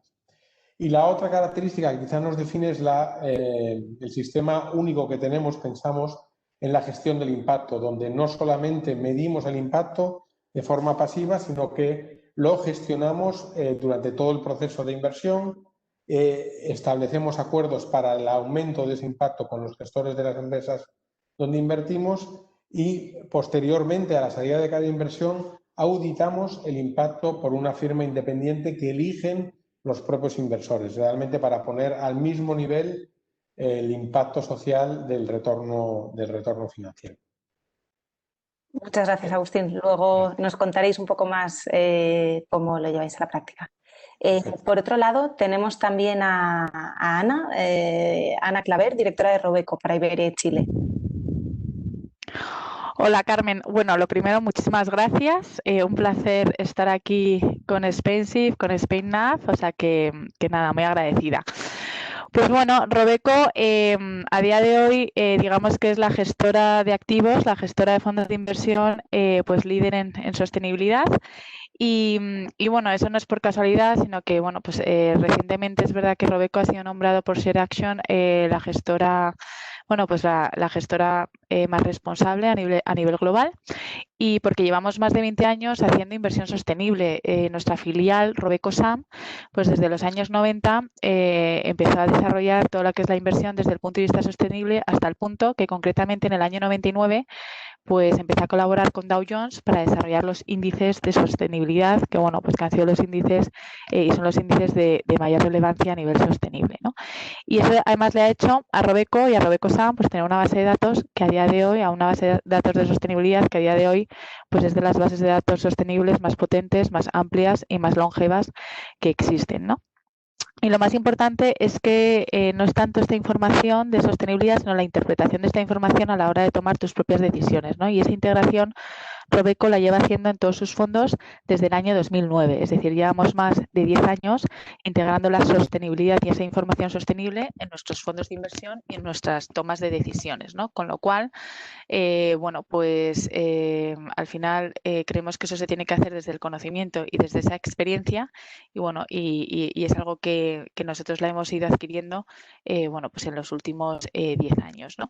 Además, bueno, pues Robeco ha sido, bueno, pues ha obtenido la mejor calificación por parte de Naciones Unidas de los principios de inversión responsable. Y bueno, lo más característico no es que consiga la máxima calificación a nivel global, que eso lo llevamos consiguiendo desde el año 2014 de forma consecutiva, sino que es que ha obtenido la mejor calificación en todos los módulos que valora Naciones Unidas. Pues por darte un ejemplo, Carmen, por ejemplo, pues en engagement o en titularidad activa, pues tan solo un 9% de las empresas son capaces, o de las gestoras obtienen esa máxima calificación, ¿no? Bueno, pues Robeco la ha ido obteniendo en la calificación global y en todos los módulos. También por darte más ejemplos, ¿no? de todo el tiempo que llevamos haciendo este tema. En la primera década de los 2000, pues empezamos a lanzar también soluciones con temáticas sostenibles. En el año 2015, cuando se establecieron los Objetivos de Desarrollo Sostenible, pues Robeco empezó a desarrollar una metodología propia para ver un poco cuál era la alineación de las distintas empresas ante esos Objetivos de Desarrollo Sostenible, con lo cual tenemos, bueno, pues soluciones relacionadas con los ODS desde el año 2017 y con Track Record. Entonces, bueno, ahora estamos trabajando en temas de descarbonización de carteras para tratar de alinear todas las carteras con, bueno, pues con el Acuerdo de París y poder neutralizar las emisiones para el año 2050. Con lo cual no dejamos de avanzar, pero esto no es un tema actual de ahora, sino que llevamos haciendo hace más de 20 años, y por eso que ahora pues Robeco en esta materia bueno, pues sea considerada como una de las gestoras, o la gestora líder en lo que puede ser inversión sostenible. Muchas gracias, Ana. Con muchas ganas de escuchar más de lo que habéis hecho hasta ahora, pero sobre todo lo que tenéis por delante, de cómo veis el sector moviéndose. Por último y no menos importante, Pedro Goizueta, responsable de relación con inversores y operaciones de Global Social Impact Investments. ¿Qué tal, Carmen? Muchísimas gracias a SpainNav y a Spensive por invitarnos a este evento.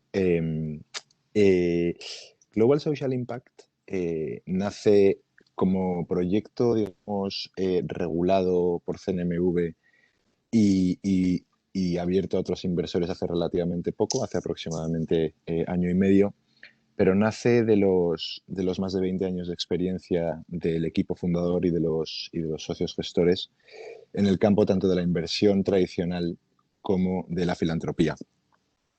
El proyecto está profundamente centrado en la integración económica y social a través de la integración económica del bottom billion del planeta, del billón de personas más pobres o más desfavorecidos del planeta. Y ahí trabajamos para diseñar, medir, monitorizar e intentar mejorar en la medida de nuestras posibilidades las métricas de impacto con las que acometemos cada una de nuestras inversiones.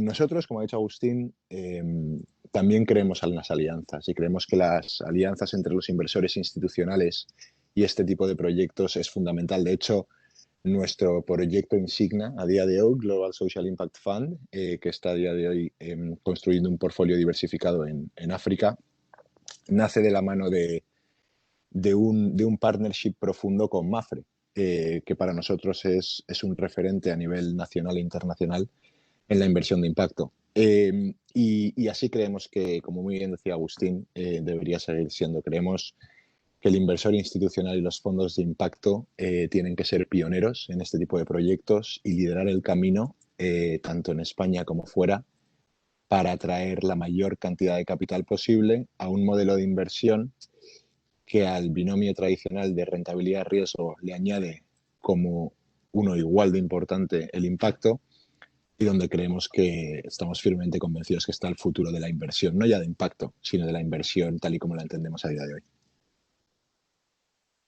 Muchas gracias, Pedro.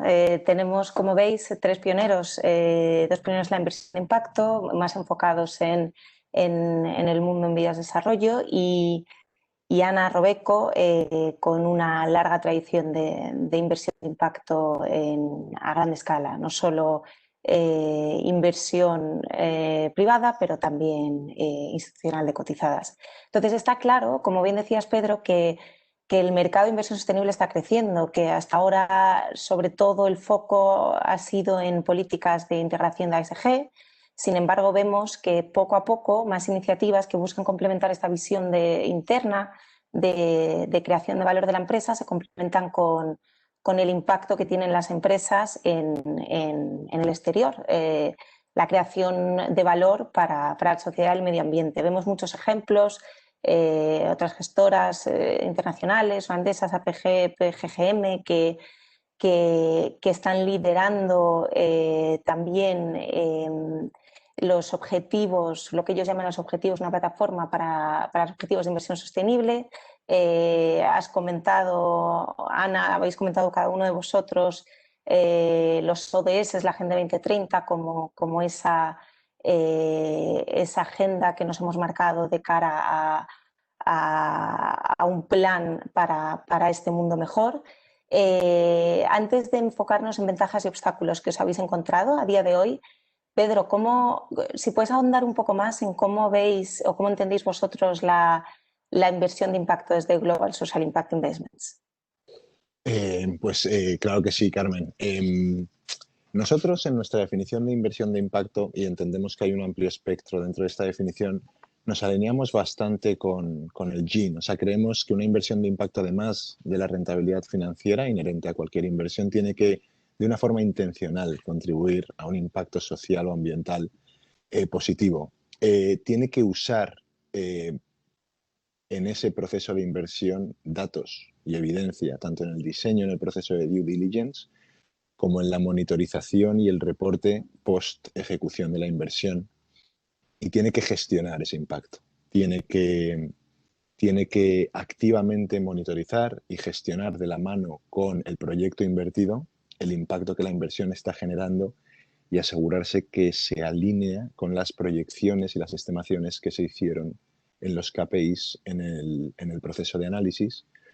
Y por último, debe contribuir al crecimiento de la inversión de impacto como concepto. Debe tomar acciones reales, directas, que faciliten y que permitan a otros inversores a acometer este modelo de inversión de una forma efectiva. Entonces, en términos de cómo entendemos nosotros la inversión de impacto, la entendemos como un amplio espectro de inversión, pero que tiene que llevar estos 4 requisitos imbuidos en el proyecto, por así decirlo. Datos, pero sobre todo también conocimiento, el dar el dar a conocer esa inversión de impacto y impulsar al resto del mercado. Agustín, Ana, ahondando un poco más en la puesta en práctica, ¿cuáles son algunas de las ventajas y obstáculos a los que se enfrenta el inversor institucional hoy en día de cara a la inversión de impacto, a llevarla a cabo? Bueno, varias. Empiezo quizá con las ventajas, que creo que son bastantes.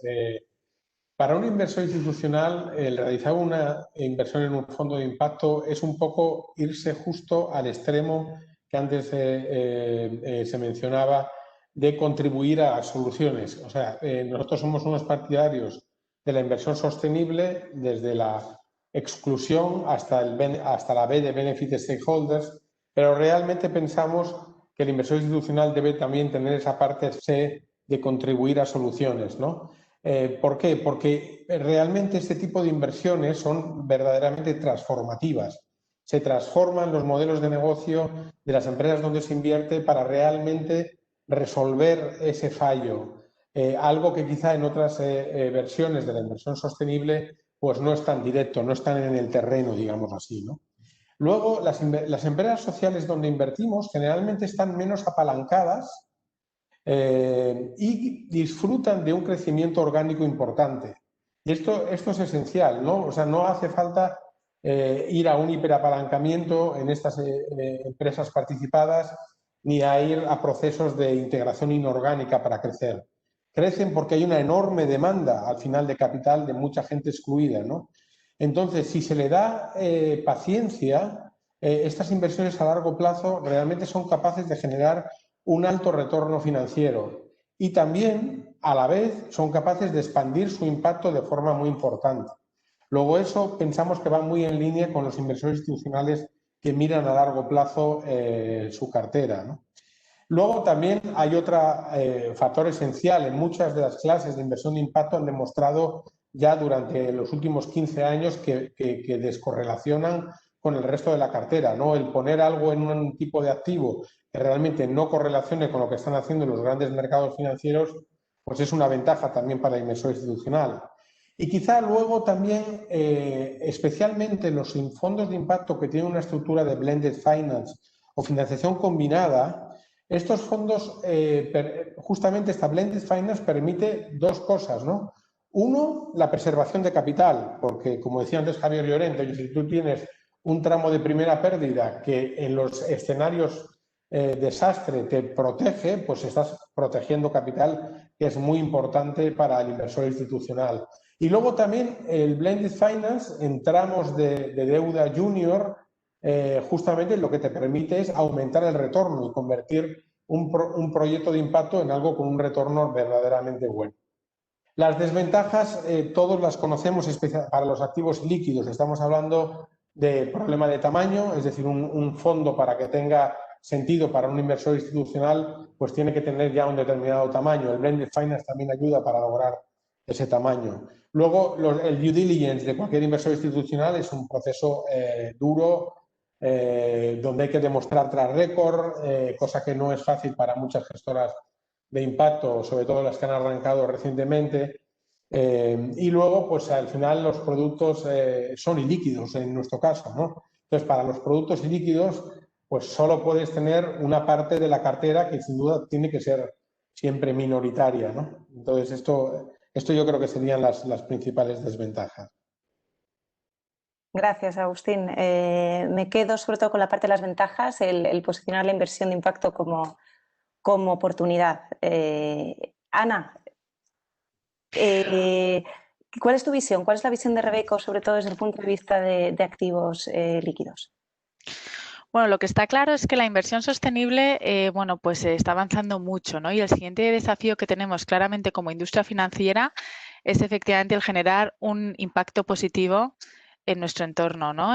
Mediante esa inversión. Yo creo que aquí es lo que decía también Ronald Cohen, ¿no? El presidente del Global Steering Group para la inversión de impacto, que no se puede seguir trabajando en un sistema que no busca activamente generar un impacto positivo por medio de nuestras inversiones, ¿no? O sea que yo creo que tenemos ahora mismo una oportunidad tangible para efectivamente transformar y hacer un cambio diferencial en lo que puede ser la industria financiera. Y aquí me estoy refiriendo a impacto en líquidos y líquidos líquidos, porque yo creo que al final, cuando estamos pensando en estos términos, la idea es tener en cuenta que todos los actores de mercado van a ser importantes, es decir, que esto no es un podio en el que bueno, pues unos van a tener una mejor posición que otros, sino que al final esta llamada a transformar la industria financiera hacia la creación de un impacto positivo, pues es un llamamiento que nos concierne a todos, y de ahí la petición de fondos públicos, transferencia de fondos privados para efectivamente alinearnos con este objetivo, ¿no?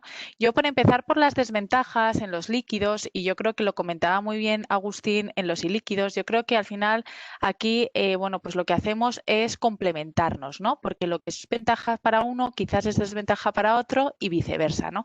En los líquidos, bueno, pues quizás esa adicionalidad, ¿no?, que contemplan, bueno, pues las inversiones de impacto y el tratar de medir esa adicionalidad, pues en los líquidos, al no ser un proyecto de impacto puro, bueno, pues al final es un poco más complejo tener esa granualidad a la hora de hacer la inversión de impacto. Sin embargo, también en Robeco, para nosotros esa adicionalidad consiste también en centrarse en empresas que son capaces de hacer un cambio socioeconómico con respecto al status quo anterior, o sea, que sean capaces de ir mejorando esa situación y esa actividad socioeconómica y puedas ir midiendo ese incremento, ¿no?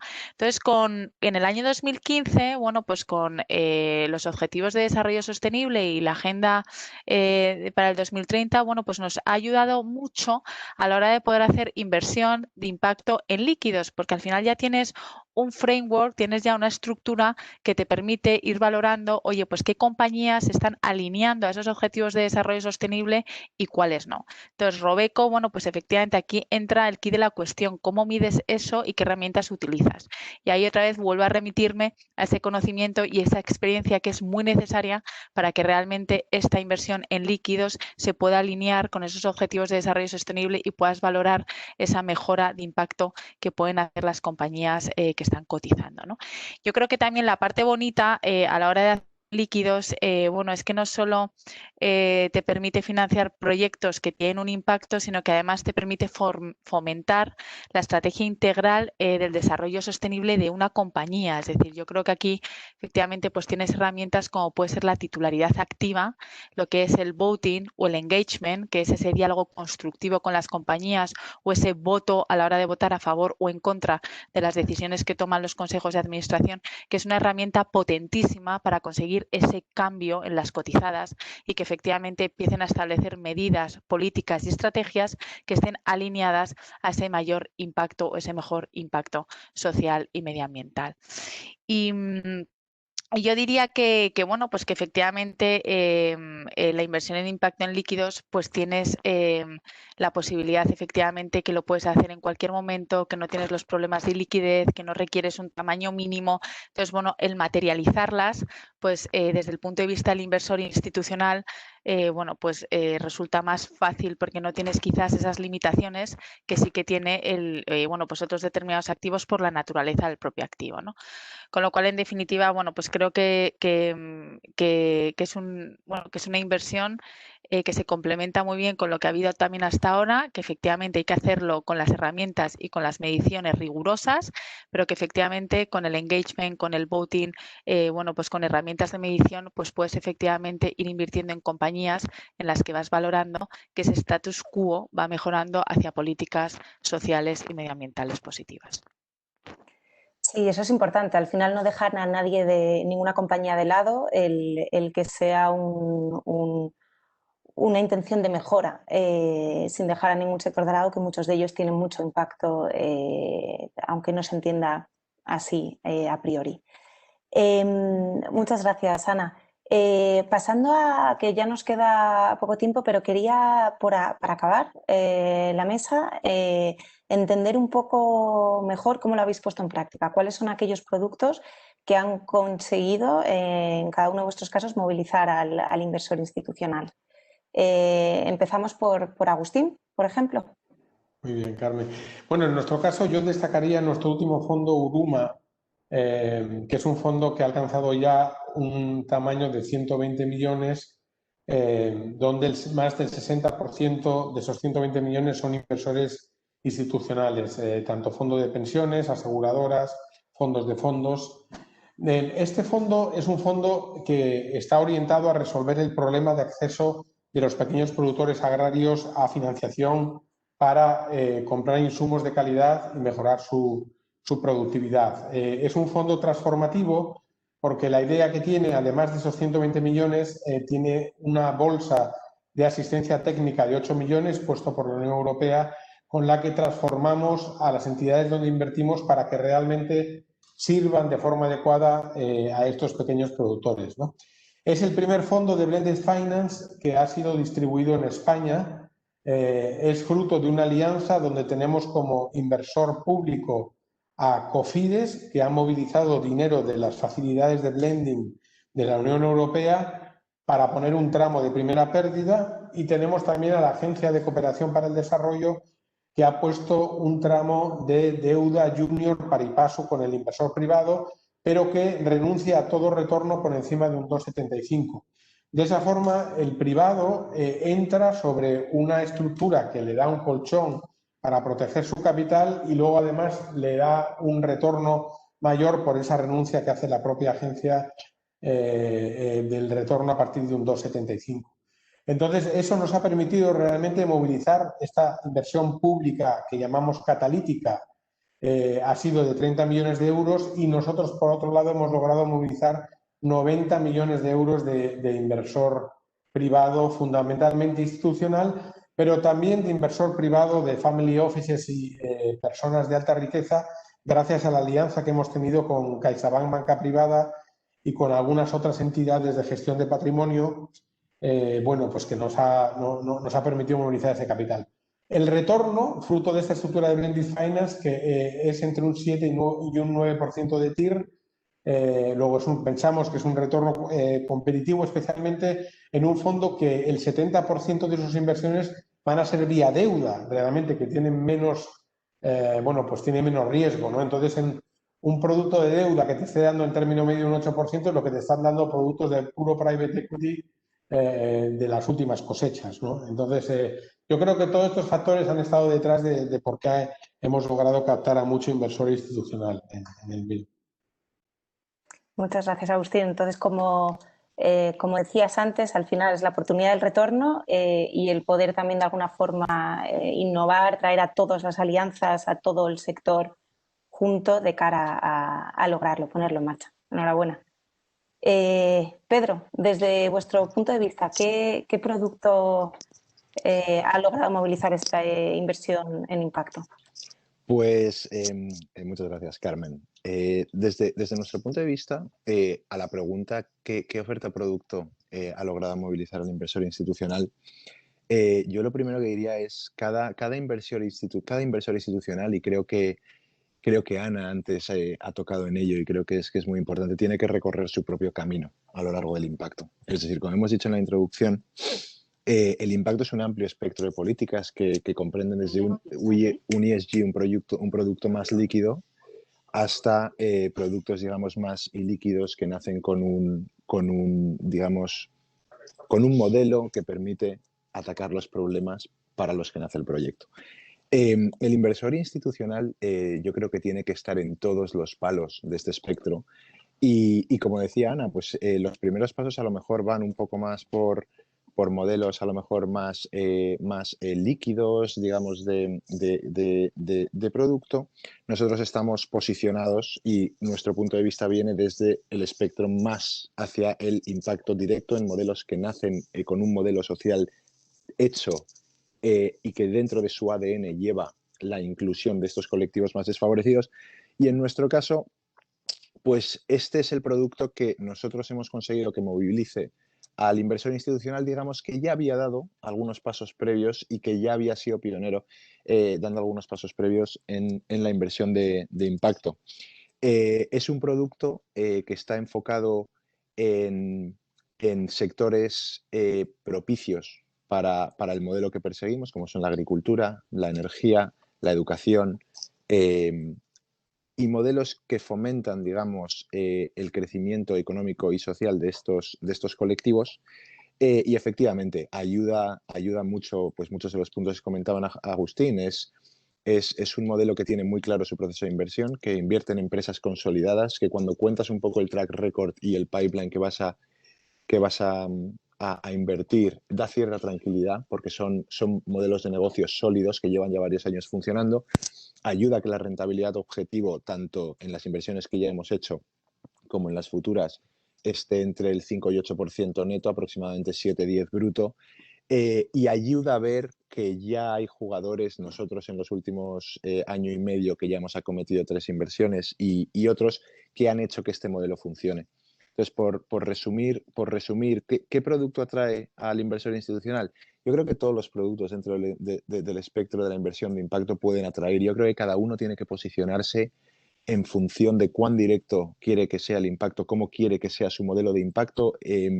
Y yo creo que hay productos para movilizar una cantidad ingente de capital a proyectos que, además de dar una rentabilidad atractiva, mejoran el mundo de una forma real, directa, medible y programable desde el proceso de análisis de la inversión. Y en nuestro caso, bueno, siendo de los, digamos, más complicados por los motivos que decía Justín, entre comillas, es un elemento más ilíquido, en escala pues es un producto que tiene un objetivo de 60 millones, no de 190 millones en términos de escala, siendo un producto que a priori puede tener una serie de, digamos, obstáculos para el inversor institucional.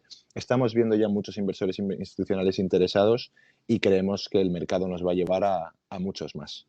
Perdona porque a lo mejor me he extendido un poco, pero creo que es una pregunta muy, muy relevante. ¿Qué tiene que movilizar al inversor institucional?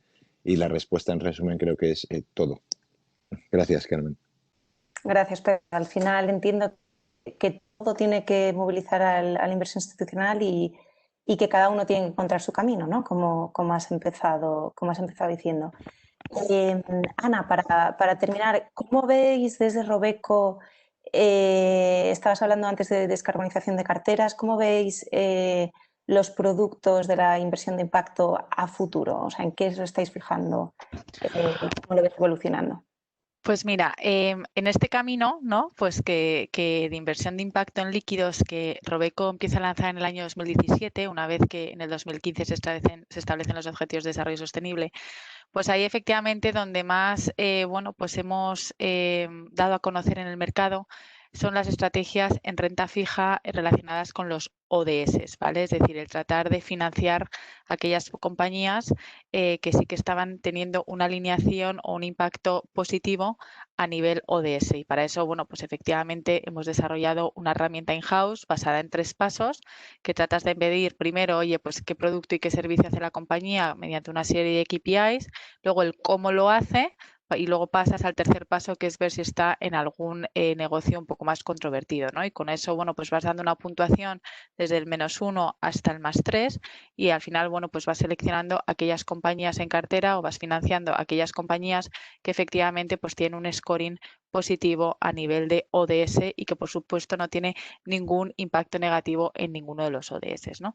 Y ahí, bueno, pues son estrategias de crédito, de renta fija, que además, bueno, pues que en toda esta caída de marzo, pues precisamente esa parte de ODS, el poder hacer una cartera que es best in class en objetivo de desarrollo sostenible, sí que aportaba, bueno, pues un exceso de retorno con respecto al índice de referencia de manera muy significativa. O sea, que incluso en las propias caídas de mercado, estos fondos, pues debido a esa, bueno, pues ese scoring más de ODS, pues sí que reflejaron esa mayor calidad con respecto a momentos de caída, ¿no? Y eso efectivamente es algo que va evolucionando, pero que Robeco, como te decía, bueno, pues lo lleva haciendo desde el año 2015, con lo cual para nosotros no es novedad, así que vamos mejorando, vamos incluso, bueno, pues tratando de esa medición hacerla incluso un poco mejor, pero son estrategias que efectivamente, bueno, pues que ya están in place. ¿Hacia dónde vamos? Que yo creo que es lo que me preguntabas, Carmen, y en qué estamos trabajando mucho y sobre todo desde el punto de vista del cliente institucional, que es ahí donde estamos trabajando con las grandes instituciones europeas. Bueno, pues en todo lo que tiene que ver con carteras y con soluciones descarbonizadas. Y eso es por varios motivos, o bien por un motivo simplemente de inversión, ¿no? De tener una rentabilidad pero con menor riesgo, que es algo en lo que, bueno, pues esta descarbonización y estas estrategias también bueno, pues de sostenibilidad consiguen, ¿no? Otro puede ser por una inversión puramente de impacto, ¿no? Contribuir a un mundo mejor. Y la otra, pues puede ser por un motivo regulatorio, porque todos sabemos que vamos a tener cada vez más presión por parte de los reguladores para reducir el impacto de la huella medioambiental de las carteras en los próximos años. Y los clientes institucionales, por supuesto que también.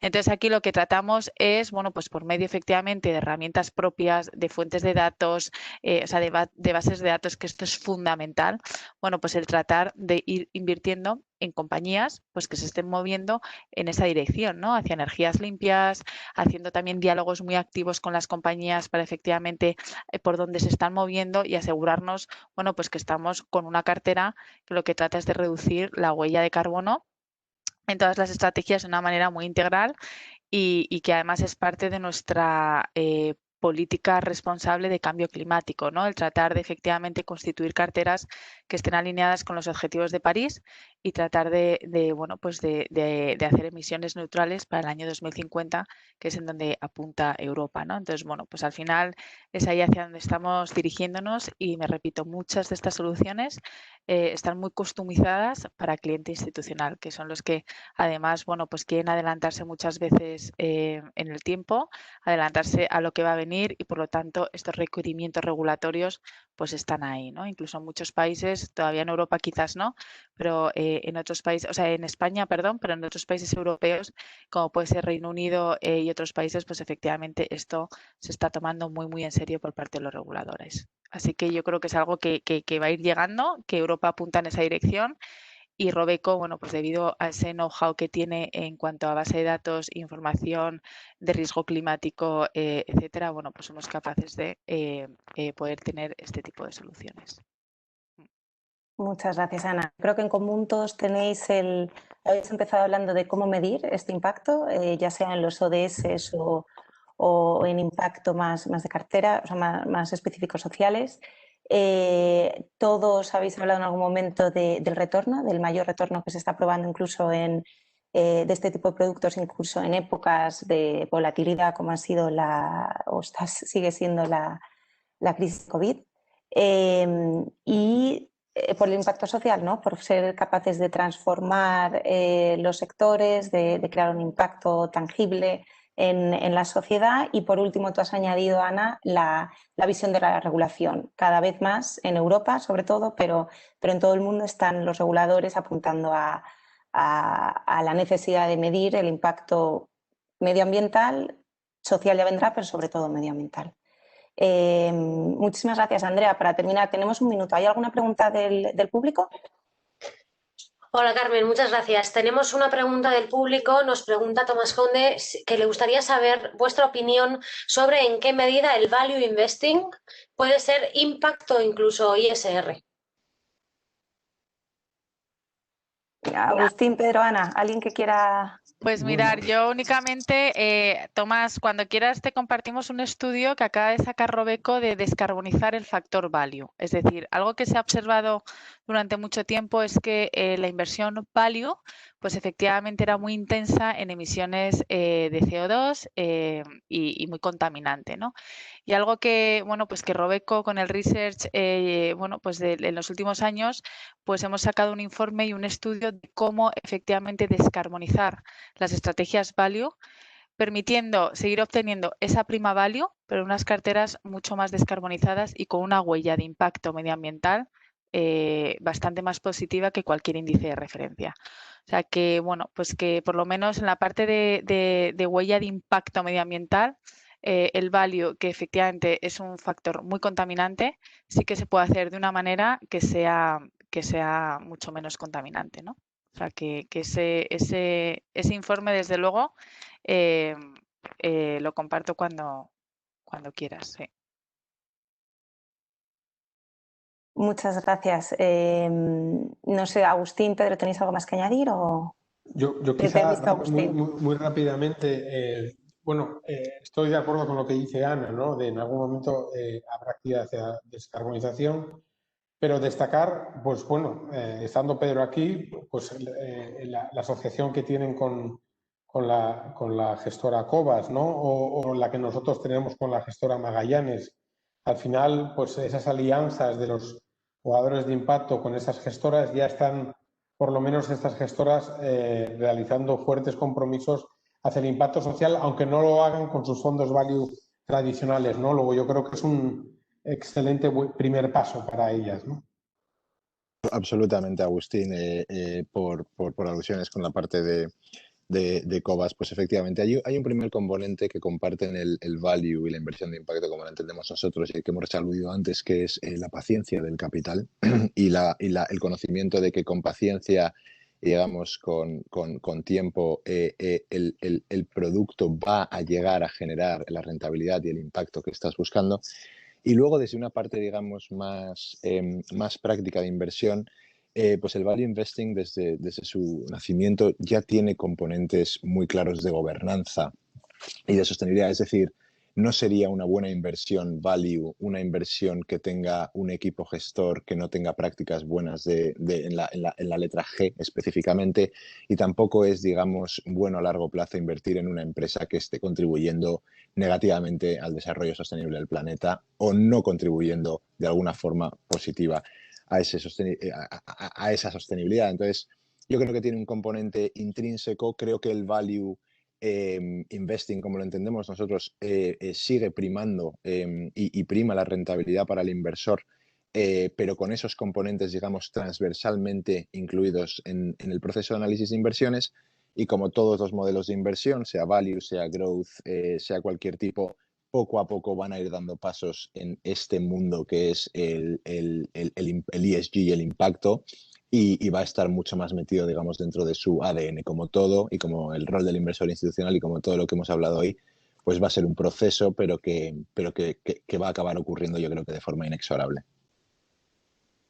Muchas gracias, Pedro. Con esta última reflexión sobre cómo la inversión de impacto se puede incluir en cualquier tipo de inversión, ¿no? Esa es un poco la aspiración en la que movemos el mercado. Os dejamos hoy aquí. Muchísimas gracias, Andrea. Muchísimas gracias a los tres, Agustín, Ana, Pedro, y también gracias a SpainUp y SpainShift por el excelente evento. 1.000.000 de gracias, Carmen. Muchas gracias, Carmen. Andrea, bueno, me toca a mí hacer el cierre. Sí.